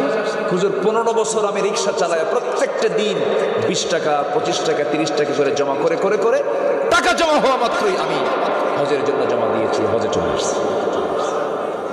তাহলে বলেন তো টাকা দরকার না নিয়ত দরকার? নিয়ত দরকার। তো আমার নবীজির কবরটা হচ্ছে আম্মা জান আয়েশা সিদ্দিকার ঘর। সেখানে তিনি শুয়ে আছেন। তিনি ইন্তেকাল করলেন। ইন্তেকাল করার পর খেলাফতের দায়িত্ব গ্রহণ করলেন প্রথম খলিফা আবু বকর সিদ্দিক রাদিয়াল্লাহু তাআলা। দায়িত্ব গ্রহণ করলেন। দায়িত্ব গ্রহণ করার পরে 2টা বছর চলে গেল। তিনিও নবীর মতোই বাড়িতেই তিনি ইন্তেকাল করলেন, দুনিয়া থেকে বিদায় নিলেন। আম্মা জান আয়েশা সিদ্দিকা বললেন, আমার বাবা আমার নবীর কবরের পাশেই থাকবেন, আমার নবীর সঙ্গেই তিনি ঘুমাবেন, অর্থাৎ আম্মা জান আয়েশার ঘরে তিনি থাকবেন। আমার নবীর পাশেই তাকে কবরস্থ করা হলো। কবরস্থ করার পরে আম্মা জান আয়েশা সিদ্দিকার সারা জীবনের স্বপ্ন ছিল, আমার যখন মৃত্যু হবে আমি আমার এই ঘরেই নবীর সঙ্গে আমি ঘুমাবো। এটাই তার নিয়ত ছিল। কিন্তু দ্বিতীয় খলিফা ওমর ফারুক রাদিয়াল্লাহু তাআলা আনহু প্রায় তিনি একটা দোয়া করতেন, আল্লাহুম্মা রযুকনি শাহাদাতান ফি সাবিলিক ওয়াজআল মাউতি ফি বালাদি রাসূলিক। হে আল্লাহ, তোমার কাছে আমি শহীদের মর্যাদা পাওয়ার জন্য তোমার কাছে আমি শহীদি মৃত্যু কামনা করি, এবং তুমি আল্লাহ আমাকে নবীর শহরে মৃত্যু দিয়ে দিবা, বাইরের কোনো নগরীতে আমার মৃত্যু দিবা না। আল্লাহ পাক তার 2টা দোয়াই কবুল করলেন। মদিনায় সেই সময় যুদ্ধ হওয়ার কোনো সম্ভাবনা নাই, কারণ বিজয়িত হয়ে গেছে, মদিনায় যুদ্ধ হবে না। কিন্তু তিনি নামাজে দাঁড়ালেন। একাততায় এসে এক মুনাফিক এসে পিছন দিক থেকে ছুরিকাঘাত করলো, রক্তাক্ত হয়ে নামাজের মধ্যেই পড়ে গেলেন।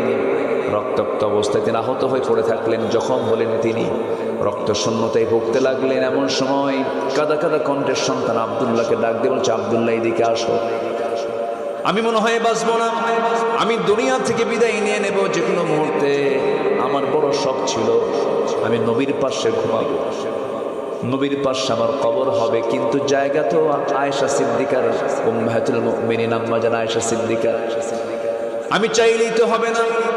আমি মনে হয় দুনিয়া থেকে বিদায় নিয়ে নিচ্ছি, আব্দুল্লাহ তাড়াতাড়ি করে একটু চলে যাও তো। আম্মা জান আয়েশাকে গিয়ে বলো, সে যদি তার জায়গাটা দিয়ে দিত, আমি আমার বড় শখ আমি আমার নবীর পাশে ঘুমাতাম। এই কথা বলে ছেলেকে পাঠায়া দিলেন। ছেলেকে পাঠায়া দেওয়ার পরে এমন প্রস্তাব যখন আম্মা জান আয়েশা সিদ্দিকার কানে চলে গেছে, চোখ দিয়ে টপ টপ করে পানি পড়া শুরু হয়ে গেছে এবং কেঁদে কেঁদে বলছেন, আহারে জগৎ বিখ্যাত একজন বড় আল্লাহওয়ালা মানুষ, আমিরুল মুমিনিন খলিফাতুল মুসলিমিন, যার ব্যাপারে রাসূল বলেছেন আমার পরে যদি নবুয়তের সিলসিলা যদি জারি থাকতো লাকানা ওমর, আমার ওমর নবী হয়ে যেত। সেই একজন ব্যক্তি ওমর আমার কাছে একটা আবদার করছে, আমি কেমন করে প্রত্যাখ্যান করি? ও আল্লাহ, আমার নিজের কবরের জায়গাটা আমি আমার ওমরকে দান করে দিলাম। নবী এখন ওমরে ফারুক শুয়ে আছেন, এখন কার কবরের পাশে? নবীর কবরের সাথেই, নবীর সাথেই তিনি এখনো শুয়ে আছেন। দুজন খলিফা এবং রাসূল এক জায়গায়, তিনি এই তিনজন শুয়ে আছেন। আমি এই 10-12 দিন আগে 20 সেপ্টেম্বর, গত 20 সেপ্টেম্বর আমি রাত 3টার দিকে মসজিদে নববীর ভিতরে ঢুকলাম। ঢুকেই ভাবলাম যে মিন রিয়াদিল জান্নাহ, সেই জান্নাতের টুকরা যেটা রাসূল বলেছেন সেখানে ঢুকবো আমি। তো ঢুকেই দেখি আমার অনেক প্রবাসী ভাই সেখানকার খেদমতের দায়িত্বে আছে। সবাই আমাদের বাংলাদেশি অথবা কলকাতা অথবা আসাম বাংলা ভাষাভাষী লোকগুলো সেখানে খেদমতে আছে। মাশাআল্লাহ, আমাকে সবাই চিনে ফেলে বলছে, হুজুর আপনি আসছেন, আজান হবে ফজরের, বহু লম্বা সময় পাবেন, আপনি সামনের দিকে না আগায়া আপনি পিছনেই বসে থাকেন, সময় মতো আপনাকে একদম প্রথম কাতারে বসায় দেন। আমি একটা চান্স নিলাম। চেনার লোক থাকলে সুবিধা না অসুবিধা? আসতে করে সুবিধা না অসুবিধা? সুবিধা। খুব ভালো লাগলো। যাক, আজকে তৃপ্তি ভরে একটু সময় নিয়ে থাকতে পারবো। তাজারের একটু আগ দিয়ে ওই আমার প্রবাসী ভাইরা করলে ওখানকার দায়িত্বে যারা আছেন, প্রশাসনের দায়িত্বে যারা আছেন, তাদেরকে আবার আমার দেশের মানুষ আবার খুব পাম্পটি ভালো দিতে পারে, বুঝলেন? এমন সুন্দর পাম্প দিছে, গলায় ফেলছে। জানেন, আমাদের দেশ থেকে একজন শায়েখ আসছে, লক্ষ লক্ষ মানুষ তার মাহফিল হয়, খুব সুন্দর আলোচনা করে। হুজুর আমরা তার হুজুরের খুব ভক্ত, এরকম করে ওই অফিসারকে গলায় ফেলছে। এবার অফিসার আমার উনি নিজে এসে সালাম দিয়ে বলে, সামনের কাতারে বসে। আল্লাহ পাক আমাকে এবার একটু সুযোগ দিয়েছেন, একদম মিন রিয়াদিল জান্নাহ, আমার নবীর ঘর অর্থাৎ কবর এবং মিম্বার, নবীর ঘরের সাথে যে ওয়ালটা আছে ওয়ালের সাথেই আমাকে তারা বসায় দিল। প্রথম কাতারে বসলাম, শুধু যার সামনে ফাঁকা ওটা হচ্ছে ইমামের কাতার। ইমামের কাতারে কি আর কেউ দাঁড়ায়? দাঁড়ায় না। বসে থাকলাম। আমি যে দোয়াটা করেছি ওই জায়গায়, 1 নম্বর দোয়া হলো, আল্লাহ পৃথিবীতে যে মুসলমানগুলো না খেয়ে আছে, আল্লাহ খাবারের ব্যবস্থাটা করে। কারণ ওরা যদি মামলা দেয় আমরা জবাব দেব কি? ছোট্ট একটা শিশু সেদিন শুনতে পাচ্ছি, সে বলতেছে, আল্লাহ তোমার এই আকাশের নিচে কত মুসলমান শুনেছি, কোন মুসলমান তো আমাদেরকে এক চুল পরিমাণ খাদ্য নিয়ে আমাদের সামনে দাঁড়ালো না। আল্লাহ তোমার এই বিশাল দুনিয়ায় না খেয়ে মারা যাচ্ছে, আল্লাহ আমাদের মৃত্যু তাড়াতাড়ি দিয়ে দাও। শুনেছি জান্নাতে নাকি বহু খাবার আছে, মরে গিয়ে তোমার জান্নাতে গিয়ে বলেন। এই করুণ আর্তনাদ যদি আমরা সেই এলাকার বাসিন্দা হতাম, বুঝতাম যে কি কষ্ট, কি যন্ত্রণা। আমরা মুসলিম বিশ্বের যারা শাসক আছেন তাদের প্রতি আমরা আহ্বান জানাই, বৃহত্তর স্বার্থে গোটা মুসলিম ঐক্যকে বৃদ্ধি করার দরকার আছে না নাই বলেন তো? মজবুত করার দরকার আছে না নাই? আজকে যদি আমরা একতার বন্ধনে যদি আবদ্ধ হতে পারতাম, বেশি না 10টা মুসলিম কান্ট্রি যদি এক হতো, গোটা পৃথিবীর কল কবজার হতো আজকে মুসলমানেরা। কিন্তু বড় দুঃখের বিষয়, আজকে মুসলমান শাসকের পর্যায়ে না শাসিতের পর্যায়ে, শাসিত শাসক সেই লেভেলে আজকে মুসলমান না, খালি তেল মারে। কি মারে? খালি তেল মারে, পাম্পট্টি দেয়। সম্মানিত ভাইরা, সেই ওমরে ফারুক রাদিয়াল্লাহু তাআলা আনহু তার জীবন নিয়ে কথা বলতে নেই, ওই দিকে একটু চলে গিয়েছিলাম। তিনি ছিলেন একজন শাসক, কিন্তু খেয়ানতকারী না আমানতদার? বলেন বলেন, খেয়ানত না আমানত? কি শাসক তিনি ছিলেন, কি জবাবদিহিতা তার মধ্যে কাজ করত। সাইয়েদনা ওমর ফারুক রাদিয়াল্লাহু তাআলা আনহু আবেগ আপ্লুত হয়ে একদিন বলে ফেললেন, ও আমার ভাইরা শোনো, ফোরাত নদীর তীরে যদি একটা কুকুর অনাহারে মারা যায়, ইরাকে রাস্তা খারাপের কারণে উটের পা যদি গর্তের মধ্যে পড়ে গিয়ে উটের পা যদি ভেঙে যায়, কুকুর কেন মারা গেল, উটের পা কেন ভেঙে গেল, এটার জন্য জবাবদিহিতা করতে হবে আমার আল্লাহর আদালতে। মানুষ তো দূরেই থাকলো, প্রাণীগুলোকে নিয়েও তারা চিন্তা করেছেন কোনো প্রাণীরও যেন কোনো কষ্ট না হয়। রাত গভীর হয়ে যেত, সবাই ঘুমের মধ্যে চলে পড়ে থাকতো। সেই দিন ওমর ফারুক যেদিন থেকে শাসন ক্ষমতা হাতে নিয়েছেন, সেদিন থেকে মৃত্যুর দিন পর্যন্ত একটা রাত তিনি তার পিঠটাকে বিছানার সঙ্গে আলিঙ্গন করতে দেন নাই, বিছানায় তিনি যান নাই। প্রত্যেকটা রাতেই তার ডিউটি ছিল এশার নামাজ পড়ায়া তিনি মসজিদ থেকে বের হতেন। তিনি মুসল্লি ছিলেন না ইমাম ছিলেন? বলেন বলেন বলেন বলেন, মুসল্লি ছিলেন না ইমাম ছিলেন? আমরা আমার দেশটাকে এমন করে সাজাতে চাই, যিনি ইমামতি করবেন তিনি সমাজ চালাবেন। আসতে কন কেন? যিনি ইমামতি করবেন তিনি কি চালাবেন? সমাজ চালাবেন। ইমাম এবং সমাজ, ইমামকে যদি সমাজের দায়িত্ব দেওয়া হয়, তাহলে সেখানে বিশ্বাস করা যাবে সেখানে একটা সুখের গন্ধ আমরা অবশ্যই পেয়ে যাব। ঠিক কিনা বলেন? আমরা ইমামদেরকে শুধু নামাজের নেতৃত্বে দেখতে চাই না, প্রত্যেকটা ইমামকে আমরা দেখতে চাই সমাজের নেতৃত্বে ইনশাআল্লাহ। ওমর ফারুক রাদিয়াল্লাহু তাআলা নামাজ পড়ালেন।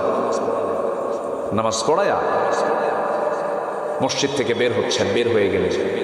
এক রাত্রে বহুদূর চলে গেলেন, এক প্রত্যন্ত অঞ্চলে চলে গেলেন। প্রত্যন্ত অঞ্চলে যাওয়ার পরে একটা ছোট্ট ঘর পেলেন। সেই ছোট্ট ঘরের একজন বাসিন্দা ছিলেন বুড়ি মানুষ। বুড়ি মানুষকে লক্ষ্য করে তিনি সালাম দিলেন। সালাম দিয়ে বলছেন, বুড়িমা আপনি কেমন আছেন? খুব ভালো নাই। কেন, কি হয়েছে? শুনেছি ওমর ফারুকের মতো নাকি একজন শাসক দেশের দায়িত্ব গ্রহণ করেছে, সেটা কোনোদিন আমাকে দেখতে আসলো না, কোনোদিন আমাদের খোঁজ খবর নিল না। ওমর ফারুক রাদিয়াল্লাহু তাআলা আনহুর সামনে দাঁড়ায় কথা বলছেন, মহিলা জানে না। এবারে তিনি বলছেন, ও বুড়িমা এত দূর কেমন করে আসবে? বড় কষ্টের জায়গা, অনেক দূরের জায়গা, এটা আসা তো সহজ বিষয় নয়।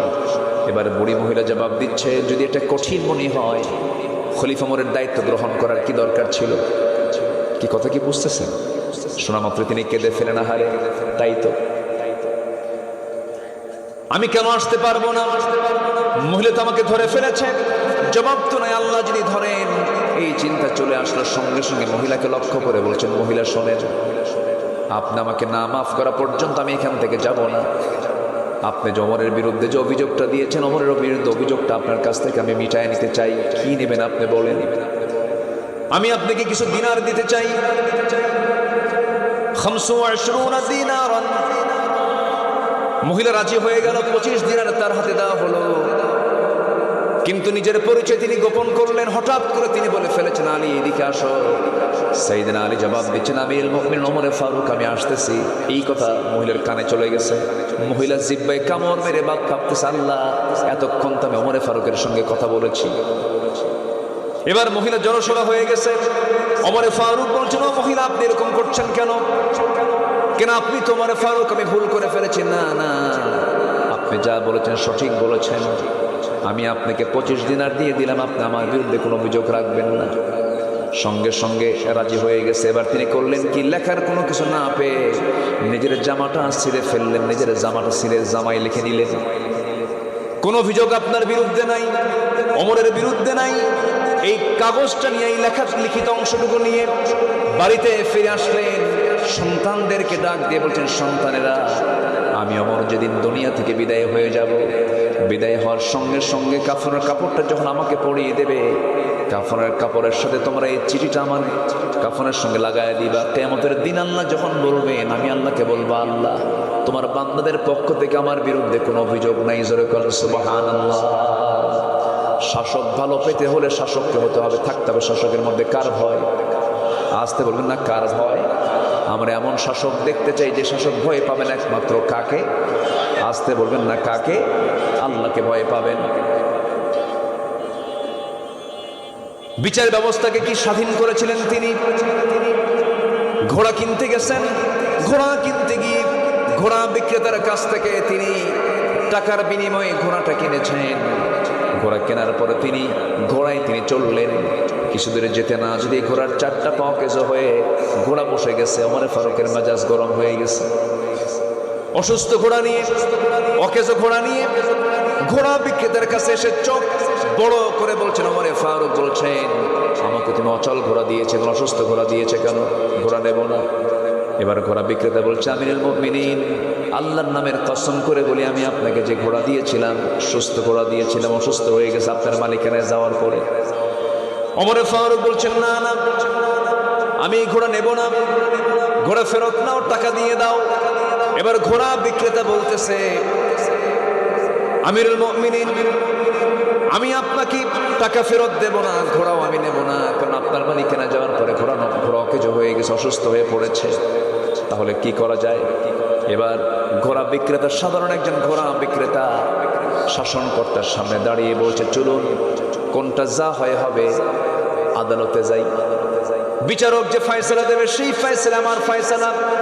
ওমর ফারুক মুস্কি হাসি মেরে বললেন, ও ঘোড়া বিক্রেতা, তুমি যদি এটাই চাও, আমি তো বাধ্য, চলো আমরা বিচারের মুখোমুখি হয়ে যাই।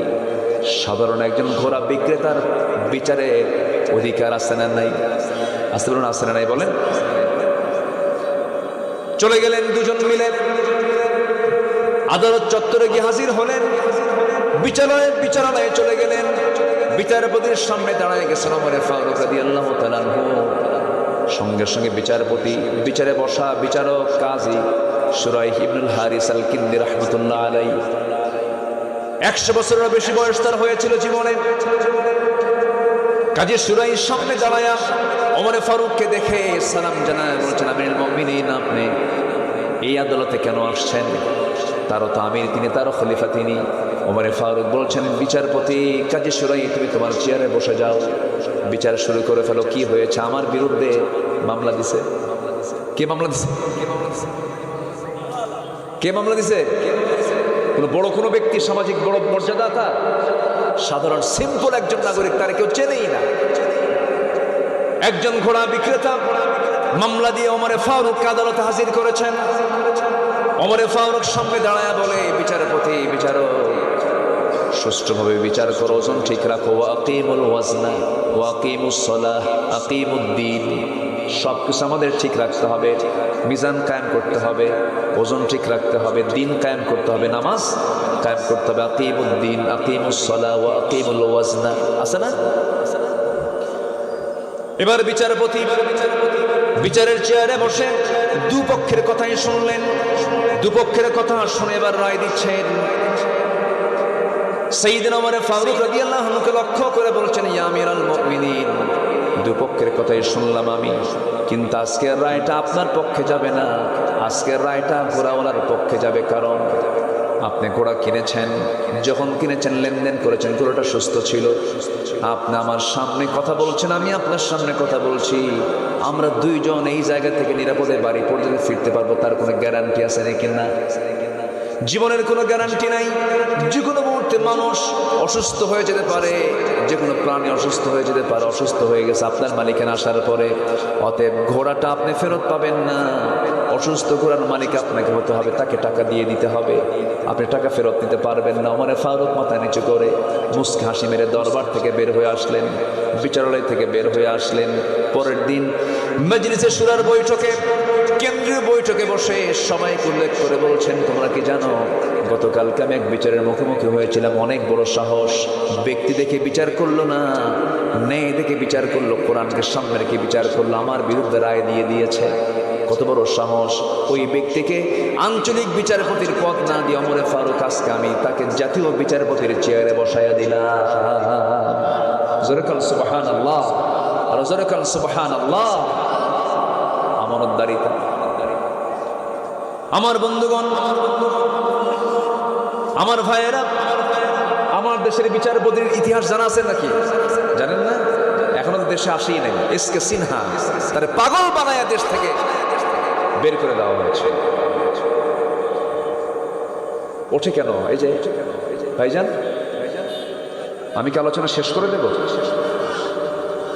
হ্যাঁ, আমি কি আলোচনা চালাবো? তো দু একজন করে ওঠেন কেন? নিম্ন সাপ কোথাকার নিম্ন সাপ? ও আচ্ছা, আপনার সাপ। ফাইন তো মিলে গেছে, উপরেও নিম্ন সাপ, নিচেও নিম্ন সাপ। একটু বসে, কত সময় কত দিকে চলে যায়। একটু সময় দেন আমাকে, যে সময় চেয়ে নিচ্ছি। এই তো বেশি সময় লাগবে না, আমি প্রসঙ্গগুলো শেষ করে দেবো, আস্তে আস্তে সামারাইজ করবো, সংক্ষিপ্ত করবো। একটু বসুন। আপনি চলে যাওয়া মানে মাহফিলের সৌন্দর্যকে নষ্ট করে ফেলা। আর এখানে আমরা বসেছি মূলত কার মেহমান হয়ে? বলেন তো, জোরে বলেন, কার মেহমান হয়ে বসেছি? মেহমান হয়ে বসেছি। কোরআন শোনার জন্য আপনারা ফুল বাগানের ফুল হয়ে বসেছেন। আপনি এখানে যদি কোনো বিশৃঙ্খলা করেন, আপনি উঠে যাওয়াতে যদি বিশৃঙ্খলা হয়, এটা যদি ফেরেশতারা যদি নোটে যদি নেন যে এটা বিশৃঙ্খলা করলো, এটা শৃঙ্খলা ভঙ্গ হলো, শৃঙ্খলা ভঙ্গের তালিকায় যদি আপনার নামটা উঠে যায়, তাহলে বলুন তো, এই মামলা যদি হয়, কি আমার আপনার জন্য কি সুবিধা হবে না অসুবিধা হবে? আমরা একটু রাখি, একটু থাকি, একটু সময় দিই, একটু বসে। আল্লাহ কবুল করুন, জোরে বলি আমিন। একটু বসে। আমি 2 নম্বর বলেছি। 1 নম্বর হলো সত্যবাদিতা, নাম্বার 2 হলো আমানতদারিতা। আমরা টিকে রাখবো, জোরে বলি ইনশাআল্লাহ।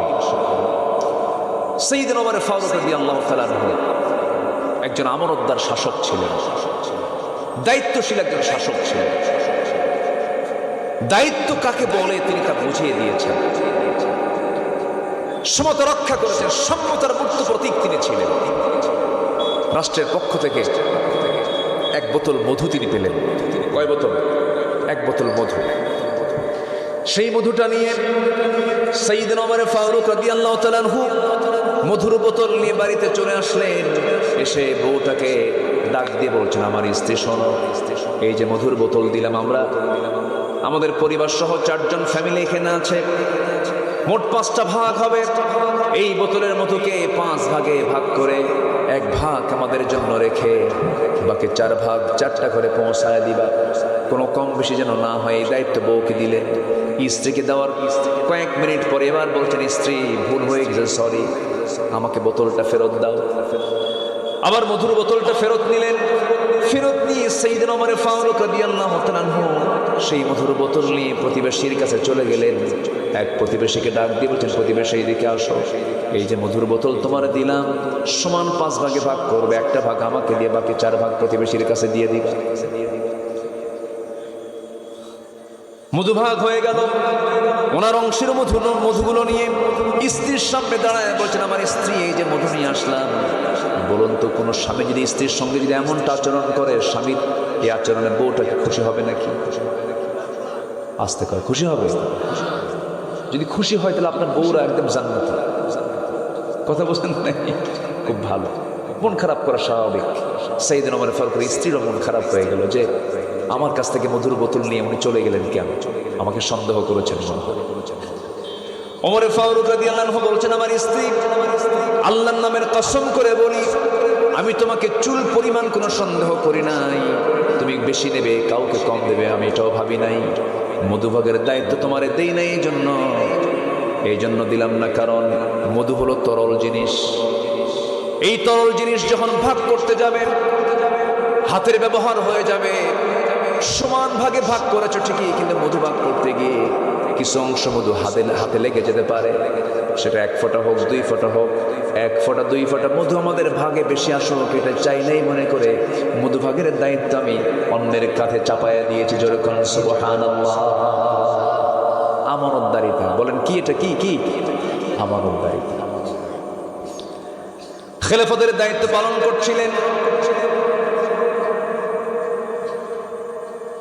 ছেলে পেলেগুলো তার এত সিম্পল লাইফ, এত সিম্পল সাধারণ জীবন যাপন করেছেন।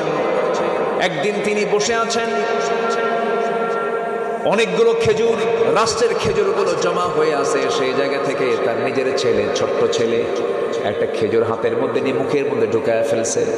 ওমরে ফারুক করলেন কি, মুখের মধ্যে জোর করে তিনি নিজের নখটা ঢুকায় দিলেন, হাত ঢুকায় দিয়ে সেই খেজুরটা বের করে আনলেন আর বললেন, যা মার কোলে চলে যা। কার কোলে? মায়ের কোলে যা।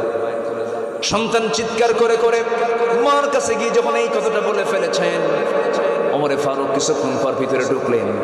এবার স্ত্রী বলছেন, আমার স্বামী, আমরাও তো খেজুর কিছু অংশ পাবো, রাষ্ট্রের খেজুর তো আমরাও কিছু ভাগে পাবো। সেখান থেকে 2-3টা খেজুর নয় কম নিতাম, কিন্তু ছোট্ট একটা বাচ্চার মুখ থেকে আপনি খেজুরগুলো টান দিলেন, বাচ্চারা কাঁদলো, কত কষ্ট পেল।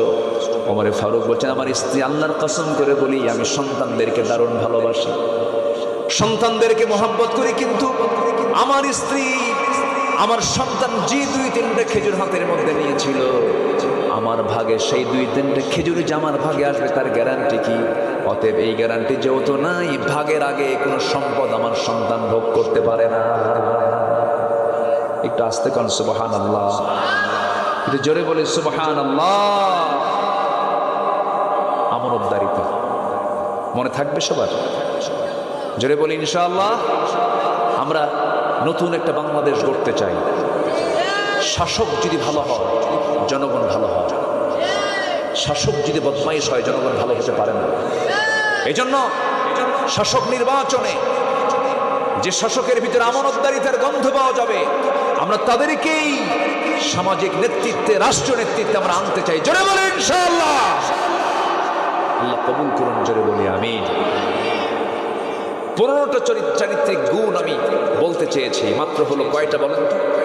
2টা। আরো আছে কয়টা? নুরু, ওয়াজ কি শেষ না শুরু? আজ থেকে শেষ না শুরু? ভয় পাচ্ছেন? হ্যাঁ, বসে। আজকে আবহাওয়ার যদি অনুকূল পরিবেশটা থাকতো, আজকে হয়তো বা এই মাঠে জায়গা হতো না। বহু মানুষ রাস্তা থেকেই ফেরত চলে গেছে, আসতে পারে নাই। আপনারা যে কজন আছেন, এই যে কম না, নারী পুরুষ মিলে তাও কিন্তু কম না, মাঠ তো ভরাই আছে। আমরা শেষ পর্যন্ত থেকে মাহফিলকে সফল করব, জোরে বলি ইনশাআল্লাহ। সম্মানিত ভাই, আসুন 3 নম্বর গুণ আমরা অর্জন করি, যেটা আমার জান্নাতের জন্য কারণ হয়ে যাবে। নাম্বার 3 হচ্ছে ধৈর্যশীলতা, সবর। ধৈর্য যার আছে, সফলতা তার নিশ্চিত। ধৈর্য যার নাই, ধ্বংস তার নিশ্চিত। গত কয়েকদিন আগে এক মহিলা ফোন দিছে আমাকে, ফোন দিয়ে বলে, হুজুর আমার স্বামী সকালেও তালাক দেয়, বিকেলেও তালাক দেয়, আমি কি আসি না? কি কথা কি বুঝতেছি না? আমার প্রশ্ন করছে যে হুজুর আমার স্বামী সকালেও তালাক দেয়, বিকেলেও তালাক দেয়, এত রাগ হুজুর, আমি কি আসি না? কোন তো আছে, সে কি আছে? কিন্তু এরপর আমার প্রশ্ন করছে, হুজুর আমি কি আসি না? কিছু পুরুষ আছে মুখে শুধু তালাক শব্দ নিয়ে আসে, আছে না? নেই বলেন, আছে। এদেরকে না, ওই যে বাঁশের কিছু ডাল, ওটাকে এলাকায় কি বলে? কনসি। কনসিগুলো কয়েকটা এক জায়গায় করে এই ধৈর্যহীন যে পুরুষগুলো তালাক করে পিটাইয়া লাল করে দেওয়া হয়। এই কথা বলার দরকার আছে না? কি ঠিক আছে কিনা? পিটাইয়া লাল করা দরকার। তালাক দিয়া বলে, হুজুর রাগ উঠছিল, কি করবো, 100 তালাক দিচ্ছে, সাথে শাশুড়ি শুনতে তালাক দিয়ে দিচ্ছে। হুজুর 2টা বাচ্চা আমার ভুল হয়ে গেছে, দেখুন তো ফেরত নিয়ে আসার কোনো সুযোগ আছে নাকি? বলেন তো, এদের জন্য লাঠির বাড়ির দরকার আছে না? পিঠোর দরকার আছে নাকি? বিকুপগুলো আপনি আইনের ভাষামুখী নিয়ে আসবেন কেন? যত কথা আছে আপনি বলেন, আপনি ওই লাইনে যান কেন? ধ্বংসের লাইনে যান কেন? আপনি ওই কথাটা কেন নিয়ে আসেন মুখে? আপনার জন্য আল্লাহ পাক আইন করে দিয়েছেন। কখনো আমার বক্তৃতা যারা শুনছেন এই কথাটার গুরুত্ব করুন। আপনার মুখেও তুলে নিয়ে আপনার জীবনকে আপনি হুমকির মুখে কেন দিবেন? আপনি কেন জেনাকারের কাতারে আপনি চলে যাবেন? এই জন্য পর্যাপ্ত ধৈর্যের দরকার আছে না নাই? ধৈর্য ধরতে হবে, ধৈর্যের পরিচয় দিতে হবে। পৃথিবীতে যারাই কিছু অর্জন করেছেন তারা ধৈর্যের পরিচয় দিয়ে তারা কিছু অর্জন করতে পেরেছেন। আপনি ব্যবসা করবেন, রাগ দরকার না ধৈর্য দরকার। কাপড়ের দোকান দিয়েছেন, 7-8টা কাপড় দেখানোর পরেও তার কাপড় পছন্দ হয় না, চলে যাচ্ছে। যদি বলেন এই দিকে আয়, বাইন্দে থবো, তুই এত দেখলি কেন? বলুন কাস্টমার কি থাকবে? থাকবে না। আপনি 7টা কেন আরো 7টা দেখাবেন, কাস্টমার কিনবে না। কিন্তু আপনাকে মিষ্টি মুখে, যদিও ভিতরে আপনার মধ্যে রাগে জ্বলে যাচ্ছেন, এরপরে সালাম কালাম দিয়ে বলবেন আবার আসেন আমার দোকান, আপনাকে আবার দাওয়াত দেবো। বলেন তো ওই দোকানদার কি বিফল হবে না সফল হবে? সফল হবে। আর যদি কয় বাইন্দে পিটবো, তুই নিয়ে এটা আসেন, এরকম কিছু লোক কিন্তু আছে। তো ধৈর্যের পরিচয় দেব আমরা জীবনের এক জায়গায় না সব জায়গায়, এক জায়গায় না সব জায়গায়। আমার নবীজি দাওয়াত দিয়েছেন একবার না বারবার, একবার না বারবার। আবু জেহেলকেও দাওয়াত দিয়েছেন আমার নবীজি একবার না হাজারবার।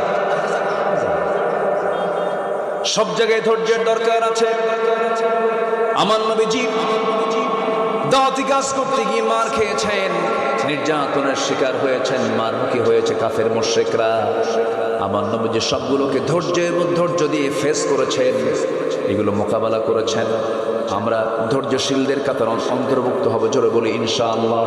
আল্লাহ রাব্বুল আলামিন সুন্দর করে বলেছেন, ইয়া আইয়ুহাল্লাযীনা আমানুস্তাঈনু বিস-সাবরি ওয়াস-সালাহ ইন্নাল্লাহা মা'আস-সাবিরিন। জোরে বলুন আল্লাহু আকবার।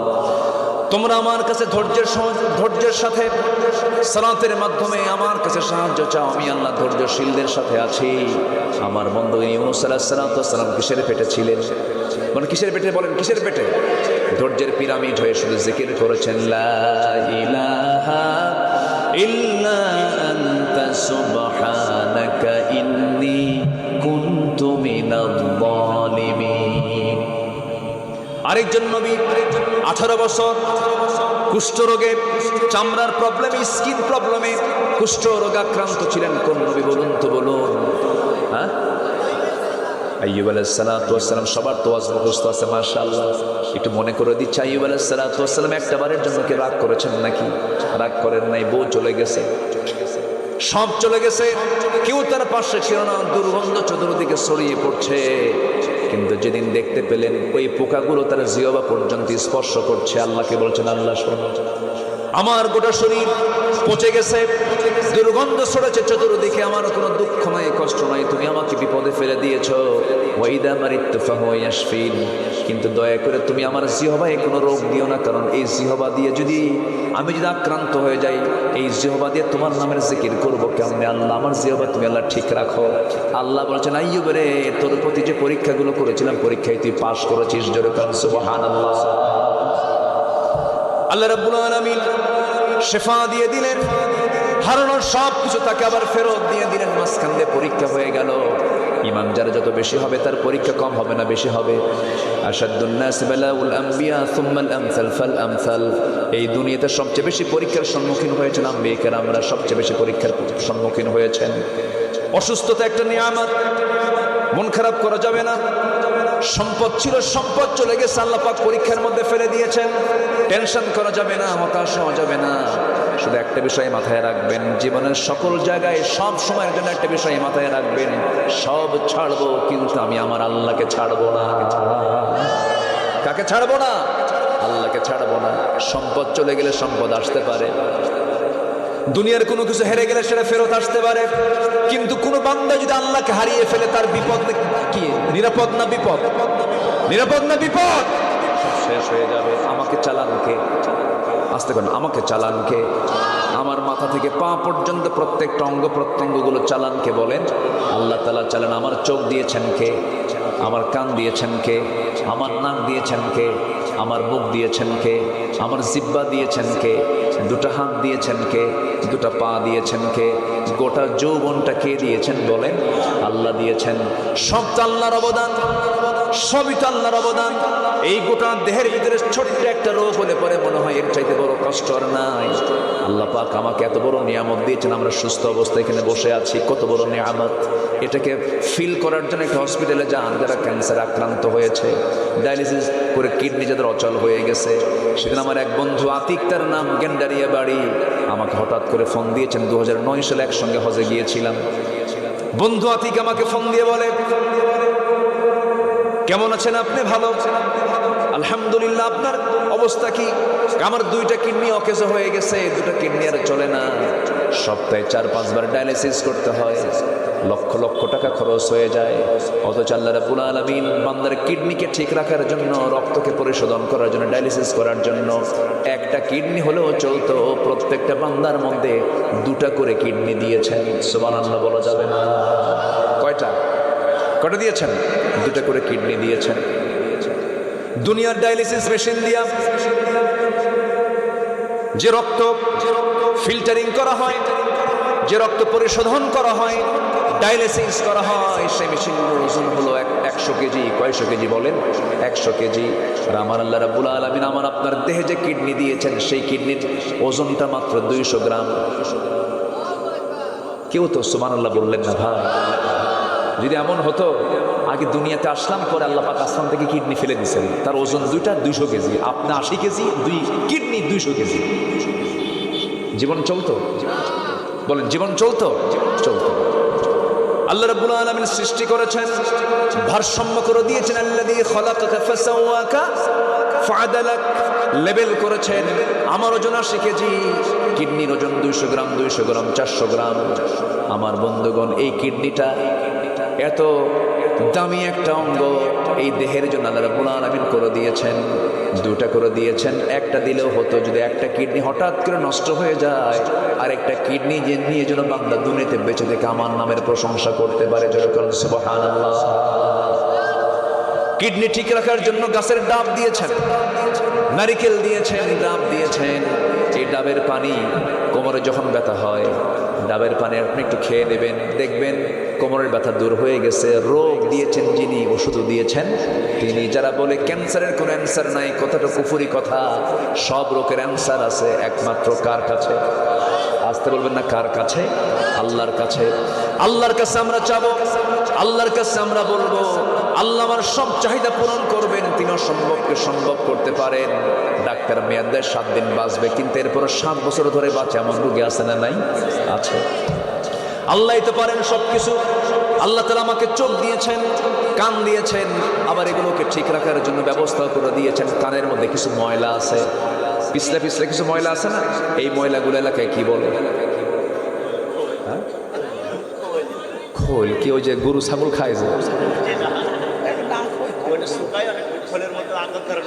আচ্ছা, এটা কিন্তু সেই খোল না, এটা হলো কানের ময়লা, ইয়ার ওয়াক্স। এটা কিন্তু আল্লাহ দিয়ে দিয়েছে, এটাকে দিয়ে দিয়েছেন আল্লাহ পাক নিজেই এটা ব্যবস্থা করেছেন। কানেই এটা উৎপন্ন হয়। এটা কিন্তু ময়লাও না, ময়লা বললে ভুল হয়ে যাবে। ইয়ার ওয়াক্স কানের এক জাতীয় পিচ্ছিল, এটা স্বাদের দিক থেকে তিতা। এর মধ্যে আপনি কোনো মিষ্টি ভাব পাবেন না, কারণ মিষ্টি যদি হতো, এটা এই খোলটা যদি মিষ্টি হতো, রাতে ঘুমায় পড়তেন, মিষ্টি আছে যেখানে পিঁপড়া আছে, সব পিঁপড়াগুলো জমা হতো কোথায় গিয়া? সারাদিন ওই পিঁপড়া সাফ করতে দিন শেষ, সমস্যা হয়ে যেত। আপনি অকেজো হয়ে ঘুমিয়ে পড়েছেন, আপনার কানটা যেন সেফ থাকে, কোনো পোকা যেন আক্রমণ না করতে পারে মহান রব্বুল আলামিন সেই জন্য কানের মধ্যে এমন পিচ্ছিল জাতীয় ময়লা দিয়েছেন। এটা তিতা, যখন কিছু ঢুকতে নাই, ঢোকার সঙ্গে সঙ্গে যখন তিতা পায় আস্তে করে বের হয়ে আসে। সুবহানাল্লাহ বলা যাবে। কানের সেফটি হয়ে গেল। লক্ষ লক্ষ শ্রবণকোষ কানের ভিতরে দিয়েছেন মহান রব্বুল আলামিন। এরপরে চোখটা আল্লাহ রাব্বুল আলামিন ভাসমান করে দিয়েছেন। আল্লাহ রাব্বুল আলামিন চোখটাকে পানির উপরে ভাসিয়ে রেখেছেন। চোখের নিচে পানি আছে না নাই? চতুর্দিকে পানি আছে না নাই? এই পানিটা লবণ না মিঠা? ভালো করে কম, লবণ না মিঠা? যদি মিঠা হতো বড় বেকায়দা হয়ে যেত। মিঠা হলে পরে এটা ফ্রিজ হয়ে যেত, ঝামেলা হয়ে যেত। চোখটা হ্যাং মারতো, এদিক সেদিক তাকাতে পারতো না। আল্লাহ রাব্বুল আলামিন চোখের পানিকে লিকুইড রেখেছেন, সর্বক্ষণের জন্য লবণ করে দিয়েছেন। লবণের জন্য করেছেন, খরস্রোতা এই জন্য করেছেন, কারণ যত জীবাণু আছে সমস্ত জীবাণু ধ্বংস হয় কি দিয়া? লবণ দিয়া। আল্লাহ পাক সমুদ্রের পানিকে কি করেছেন বলেন? লবণ করেছেন। আমার আপনার খাল বিলকে কিসের পানি করেছেন? মিঠা পানি করেছেন। নদীগুলো মিঠা, সাগরগুলো উত্তপ্ত, সাগরগুলো লবণ করেছেন। আবার সাগরের পানি যেন আইস না হয়, সাগরের পানি যেন আইস না হয়, বরফ যেন না হয়, সমুদ্রের ভিতরে যেন জাহাজ চলতে পারে। মহান রাব্বুল আলামিন প্রত্যেকটা সমুদ্রের নিচে আল্লাহ রাব্বুল আলামিন আগুন রেখে দিয়েছেন, চুলা রেখে দিয়েছেন। জোরে করেন সুবহানাল্লাহ।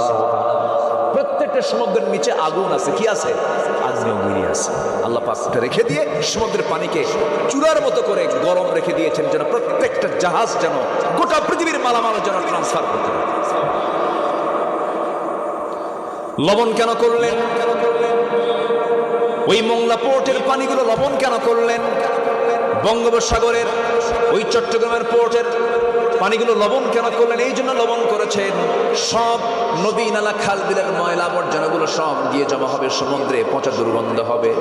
লবণটা এমন একটা জিনিস সমস্ত দুর্গন্ধগুলো দূর করে দূষণ মুক্ত রেখে দেয় পরিবেশকে। জোরে বলেন সুবহানাল্লাহ।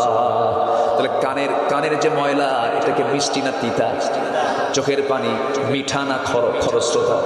কি লবণ না মিঠা? লবণ। চোখের পানিকে লবণের জন্য করলেন, বান্দা এই চোখে যেন কোনো ভাইরাস আক্রান্ত না হয়।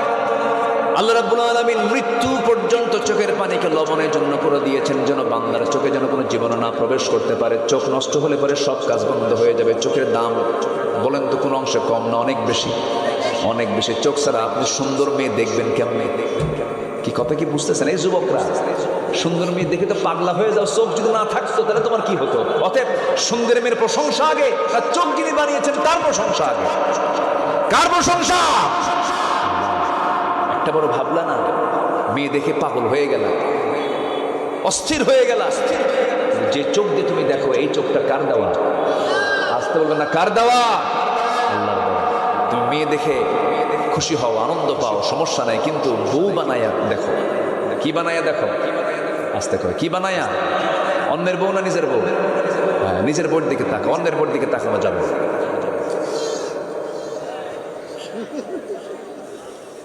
ওয়াজ তো এখন অন্যদিকে চলে গেল, দেখতেছি নষ্ট হয়ে যাচ্ছে। বলবো আজকে বিয়ের ব্যবস্থা হয়ে যাবে ইনশাআল্লাহ। ঠিক আছে, আমি এটা মাথায় নিলাম। দেখেন খুব আবেগতাড়িত হয়ে কথাটা বলছে। হুজুর চাকরি ছাড়া মেয়ের বাপ বিয়ে দেয় না। আছে কিনা? এটা কোনো চিন্তা করেন আপনি? চরিত্র আগে না সম্পদ আগে? আসতে কেমন? চরিত্র আগে না সম্পদ আগে? যে মেয়েটার পড়া শেষ করতে করতে 35 বছর লাগে, ওর কি থাকে? ওর থাকেটা কি?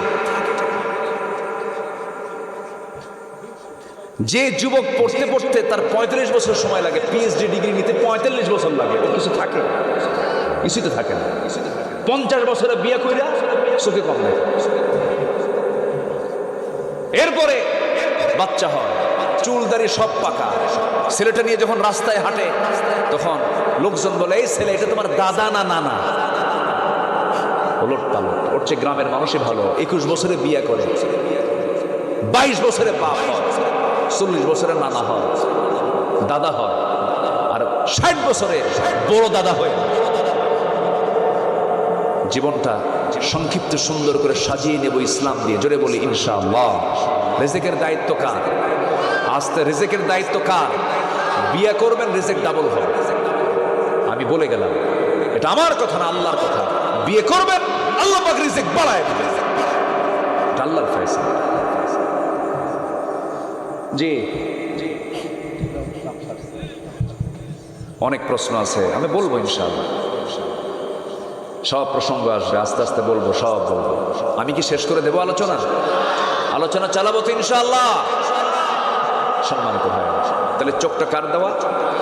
আস্তে চোখটা কার দেওয়া? এই চোখের পলক মানুষ প্রতি মিনিটে 15 থেকে 20 বার পলক ফেলে। এই পলক শুধু পড়েই না, বরং প্রতিটা বার পড়ার সময় অশ্রু থেকে লিকুইড ছড়িয়ে দেয় পুরো চোখে। এর ফলে চোখ থেকে আর্দ্র ধুলাবালি ক্ষতিকর জীবাণু থেকে মুক্ত। পলক হলো চোখের প্রাকৃতিক ওয়াইফার। গাড়ি চলতে নিলে গাড়ির সামনে ওয়াইফার আছে না নাই বলেন, এরকম করে পরিষ্কার করে ফেলে, এটা হচ্ছে প্রাকৃতিক ওয়াইফার, যা ঘুমের মধ্যেও চোখের সুরক্ষা নিশ্চিত করে। প্রতিদিন আমাদের চোখে গড়ে 1 মিলিলিটার অস্ত্র, 1 মিলিলিটার অস্ত্র নির্গত হয়, তৈরি হয়, যা স্বচ্ছ অথচ অত্যন্ত কার্যকর এক তরল। এই অস্ত্রের মধ্যে থাকে লাইসোজাইম নামের এক প্রাকৃতিক অ্যান্টিবায়োটিক, যা চোখকে ব্যাকটেরিয়ার আক্রমণ থেকে আল্লাহ রাব্বুল আলামিন রক্ষা করে দেন। জোরে বলেন সুবহানাল্লাহ। মানুষ কান্দে না? মানুষ কান্দার সময় হৃদয় ভরাক্রান্ত হয় যখন, আল্লাহর ভয়ে যখন আত্মাটা কাঁপতে থাকে, ভালোবাসার কারণে চোখ দিয়ে পানি বের হয়, সেই অস্ত্রগুলো গড়ে গালের উপর দিয়ে পড়ে। এই অস্ত্রে আবার চোখের বাইরের অংশে পুষ্টি এবং অক্সিজেন সরবরাহ করে, কারণ কর্নিয়াতে রক্তনালী থাকে না, তাই চোখের জল চোখকে রক্ষা করে, শুকিয়ে যাওয়া ক্ষয় ব্যাকটেরিয়া সংক্রমণ থেকে রক্ষা করে। জোরে বলি সুবহানাল্লাহ। আমার বন্ধুগণ, আমাদের এই 2 চোখের 27,40,00,000 ফটো রিসেপ্টর নামক নিয়োজিত শ্রমিক আল্লাহর হুকুমে কাজ করে যাচ্ছে প্রতিনিয়ত। যখন আলো আপনার চোখে গিয়ে পড়ছে, যখন ফটো রিসেপ্টরের কাছে চলে যাচ্ছে, তখন ফটো রিসেপ্টর সেটাকে প্রসেসিং করে আপনার অপটিক নার্ভে পৌঁছে দিচ্ছে, এবং সেখান থেকে ইলেকট্রিক ইম্পালসের মাধ্যমে সেটা আমাদের ব্রেইনে অক্সিপিটাল ল্যাবে চলে যাচ্ছে। ফলে আমরা দেখতে পাচ্ছি, এই যে অপটিক নার্ভের কথা শুনলাম, আমরা শুধুমাত্র এখানেই 7 থেকে 70 লক্ষ তারের মতো ফাইবার রেখেছেন আল্লাহ রাব্বুল আলামিন আমাদের চোখে। জোরে বলেন সুবহানাল্লাহ। কার অবদান? আসতে বলবেন না, কার অবদান? আল্লাহর অবদান। সে আল্লাহ বলছেন, বান্দারে আমাকে ভুলে যেও না, আমাকে ভুললে তুমি সব হারায় ফেলবে। আজান যখন হয়ে যাবে, তোমার দায়িত্ব হলো সবার কাজের আগে আমার আল্লাহর হকটা আদায় করা। আজান শুনবো, কোথায় ছুটে চলে যাবো বলেন? আজ তো কোথায় ছুটে চলে যাব? মসজিদ কেন্দ্রিক দিন আমরা তৈরি করে ফেলবো। সাতক্ষীরা যাব, নিয়ত করবো বাস স্ট্যান্ড মসজিদে নামাজ পড়বো। সাতক্ষীরা যাব, নিউ মার্কেট মসজিদে নামাজ পড়বো। কদমতলা যাব, কদমতলার মোড়ের মসজিদে নামাজ পড়বো। ব্রজাবক্সায় যাব, মোড়ে নামাজ পড়ে নেব। বাগাচাড়ায় যাব, বাগাচাড়ার মোড়ে নামাজ পড়বো। নাভরণ যাব, নাভরণের মোড়ে নামাজ পড়বো। বাকরার মোড়ে নামাজ পড়বো। বিয়ে বাড়ি যাচ্ছি, বিয়ে বাড়ির মসজিদে জামাতে নামাজ পড়বো। রাজুলুন কালবুহু মুআল্লাকুম বিল মাসাজিদ, যার দিলটা মসজিদের সঙ্গে লটকানো থাকবে, আল্লাহ রাব্বুল আলামিন বলছেন আমি নিজে তাকে আরশ আজিমের মেহমান বানাবো। জোরে বলেন সুবহানাল্লাহ। আমি আল্লাহ নিজে থেকে আরশ আজিমের ছায়ে জায়গা দিয়ে দেব। আমার বন্ধুগণ, এই জন্য সব ছাড়বো, কিন্তু আল্লাহকে ছাড়া যাবে না। আমি আপনি দুনিয়া থেকে বিদায় নিয়ে নেব, কেউ আমার আপনজন বলতে কেউ নাই। আমরা যা কিছু ভাবছি সব আমার পথ। আমি আল্লাহর কাছে ছিলাম, রুহের জগতে ছিলাম, পেটের জগতে ছিলাম, মার পেট থেকে চলে আসছি। এই দুনিয়াতে আসার সঙ্গে সঙ্গে মার পরিচয় হয়েছে, বাবার পরিচয় হয়েছে, ভাইয়ের পরিচয় হয়েছে, বোনের পরিচয় হয়েছে, বিয়ের মধ্যে দিয়ে স্ত্রীর পরিচয় হয়ে গেছে, আবার সন্তানাদি হয়ে গেছে, বাবার পরিচয় আবার ফিরে আসছে। কিন্তু এই যে আমাদের চক্র আমরা দেখি, আমরা এগুলো দেখি, আবেগ প্রকাশ করি, মোহাব্বত প্রকাশ করি, সন্তানাদির প্রতি আকর্ষণ বেড়ে যায়, ঠিক আছে, ভালো কথা। কিন্তু আপনি আব্দুল্লাহ, আপনি আল্লাহর গোলাম, আজকে আপনি রাত 3টার দিকে মারা গেলেন। বলুন তো, পৃথিবীর বন্ধু নামক কেউ কি আপনার সাথে আছে নাকি? আসতে বলবেন না, আছে নাকি? কেউ আমার সাথে নাই। আমি মূলত একা, আমার পাশে কেউ না, আমার সাথেও কেউ নাই। সেই জন্য আমার বন্ধুগণ, আমরা সব ভুলবো, কিন্তু আল্লাহকে বলা যাবে না। আল্লাহর হক আমরা আদায় করার চেষ্টা করব। দুঃখে বুকটা ফেটে যায়, আমার দেশে মাত্র 5% নামাজি, বাকি 95% মুসলমান নামাজি পড়ে না। যত দল আমার দেশে আছে, প্রত্যেকটা দলের নেতাগুলো মুসলমান পরিবারের সন্তান। প্রত্যেকটা দলের নেতাগুলো যদি বলতো আমার দলের প্রত্যেকটা কর্মীকে 5 ওয়াক্ত নামাজ পড়তে হবে, কিন্তু কোনো দল, মাত্র ইসলামী দল কয়েকটা ছাড়া, এদেশের কোনো দল নামাজের কোনো কর্মসূচি নাই। জনসভার ডাক দেয়, জোহর যায়, আসর যায়, মাগরিব চলে যায়, নেতাও নামাজ পড়ে না, কর্মীও নামাজ পড়ে না। যে নেতৃত্বে নামাজ নাই, যে নেতার মধ্যে দিনদারিতা নাই, যে নেতার মধ্যে ইসলামী নেতৃত্ব নাই, ইসলাম কায়েমের কোনো এজেন্ডা নাই, সে নেতৃত্ব, সেই দলের মুখে আমরা থুতু নিক্ষেপ করি। আমরা এমন সম্পর্ক করব, যে সম্পর্ক আমাকে জান্নাতের দিকে নিয়ে যাবে। যারা নামাজ পড়বে তার সঙ্গে আমার সম্পর্ক, যে দলে নামাজ পড়বে সেই দলে আমার সম্পর্ক আছে। জোরে বলি ইনশাআল্লাহ, জোরে বলি ইনশাআল্লাহ। আল্লাহ কবুল করুন, জোরে বলি আমিন। আমার বন্ধুগণ, অনেক কথা রয়ে আছে, সময় তো খুবই অল্প। 15টা চারিত্রিক গুণ নিয়ে কথা বলার কথা ছিল, 3টা কেবল বলেছি। আরো কি বলবো নাকি? বলবো কোন আপত্তি নাই তো? আচ্ছা, নাম্বার 4 হলো তাওয়াক্কুল। ভরসা করব কার উপরে? আস্তে ভরসা করব কার উপরে? ছেলে দেন কে? মেয়ে দেন কে? দেন না কে? দোষ কার? আল্লাহর দোষ না, আমাদের দোষ? আমাদের দোষ? আমাদেরও দোষ না। আমার এক বন্ধু মানে আমার ছোট ভাই, উনি সুন্দর কথা বলেন, অনেক পরিচিতি হয়ে গেছে আলহামদুলিল্লাহ, আব্দুল হাই সাইফুল্লাহ। তো হাফিজাহুল্লাহ, ওনার 4টা মেয়ে। কয়টা মেয়ে? 4টা। হতে হতে 1 2 3 4। আমি বললাম যা হবে কামাই, সব খাবে জামাই। এই এরা কই যায়? বসো। এ ওস্তাদ কই? বসেন আর কিছুক্ষণ। একটু বসেন আব্বা, আমরা দোয়া করবো আপনাদের সাথে নিয়ে। জি আলহামদুলিল্লাহ, এরা আছে তো বরকত আছে, বলি আলহামদুলিল্লাহ। জি একটু বসেন। নাম্বার 4 হচ্ছে তাওয়াক্কুল। সন্তান আপনাকে কি দিল? ছেলে দিল না মেয়ে দিল না দিল না, এগুলো নিয়ে কি কোনো অভিযোগ করা যাবে? কাউকে গালিগালাজ করা যাবে? বউকে দাম দেয় না, জানেন তো? তোর পেট পচা আছে না এরকম? বউকে আন্ডার এস্টিমেট করে, বউকে গালবন্ধ করে, ফ্যামিলিতে তাকে মূল্যহীন করা হয়। তোর পেটে আমার কেসমতে নাই।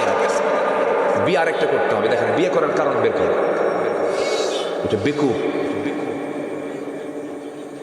আমার এক মুসল্লি, আমার পেছনে তিনি নামাজ পড়েন, শিক্ষক মানুষ। 7টা মেয়ে। কয়টা মেয়ে? 7টা। 8ম সন্তান তার স্ত্রী গর্ভে আসছে। তো স্ত্রী গর্ভের সন্তান আসার পরে কেউ জানে না সন্তানটা এবার হয়ে গেছে, এবারও মেয়ে সন্তান। গোটাল গোষ্ঠী তার বাড়িতে এসে বলে, চোখ রাঙ্গায় বলে, কাম নাই কাজ নাই, খেলে বারবার বাচ্চা নাও, যা হয়েছে এটার নাম রেখে দাও ইতি, সমাপ্তি, আর না চাই না। তো হুজুর আমাকে যখন এরকম করে বললো, আমি তো নিজে ব্যক্তিগতভাবে খুশি। আমি আমার সন্তানের নাম রেখে দিলাম আশা, আরো আসুক। তাহলে আল্লাহ শুকরিয়া আদায় করার মতো কিছু বান্দা দুনিয়াতে আছে না নাই? আসতে বলবেন না, আছে না নাই?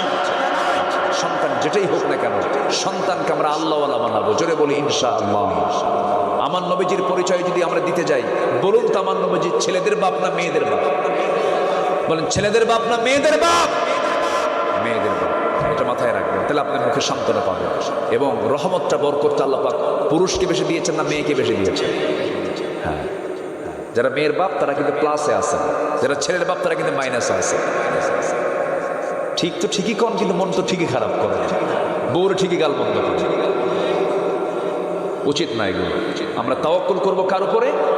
আল্লাহর উপরে। আল্লাহ রাব্বুল আলামিন বলেন, ওয়ামান ইয়াতাওয়াক্কাল আলাল্লাহ ফাহুয়া হাসবুহ। যে ব্যক্তি আল্লাহর প্রতি ভরসা করবে, আল্লাহ তার জন্য যথেষ্ট হয়ে যাবেন। আমার বন্ধুগণ, 80 বছর বয়স আল্লাহ পাক সন্তান দান করেছেন। জাকারিয়া আলাইহিস সালাতু ওয়াস সালামকে দিয়েছেন, ইয়াহইয়া আলাইহিস সালাতু ওয়াস সালামকে। ইব্রাহিম আলাইহিস সালাতু ওয়াস সালাম তার কলিজার টুকরা সন্তান পেয়েছেন যৌবনে না বুড়া বয়সে? বুড়া বয়সে। আল্লাহ রাব্বুল আলামিন অসম্ভবকে সম্ভব করতে পারেন। হাল ছাড়বেন না, মন খারাপ করবেন না। বান্দা যখন আল্লাহর কাছে চায়, আল্লাহ পাক খুশি হয়ে যান। আপনি যত বেশি চাবেন, আল্লাহ তত বেশি খুশি হয়ে যাবেন। বান্দা বান্দার কাছে চাবে, বিরক্ত হয়ে যাবে, কিন্তু আল্লাহর কাছে বান্দা চাবে, আল্লাহ খুশি হয়ে যাবে। যেরকম সুবহানাল্লাহ। নাম্বার 5 হলো ইখলাস। যে কোনো কাজ আমরা একনিষ্ঠভাবে করব, আল্লাহর জন্য করব, আল্লাহকে খুশির জন্য করব। ওয়ামা উমিরু ইল্লা লিয়া'বুদুল্লাহা মুখলিসিনা লাহুদ্দীন। নাম্বার 6 হলো আদালত, নাই বিচার, আদালত ঠিক রাখতে হবে। কুনু কাওয়ামিনা লিল্লাহি শুহাদাআ বিল কিসত। নাম্বার 7 হলো তওবা করা, ক্ষমা প্রার্থনা করা আল্লাহর কাছে। ওয়াইদা ওয়াল্লাযীনা ইযা ফাআলু ফাহিশাতান আও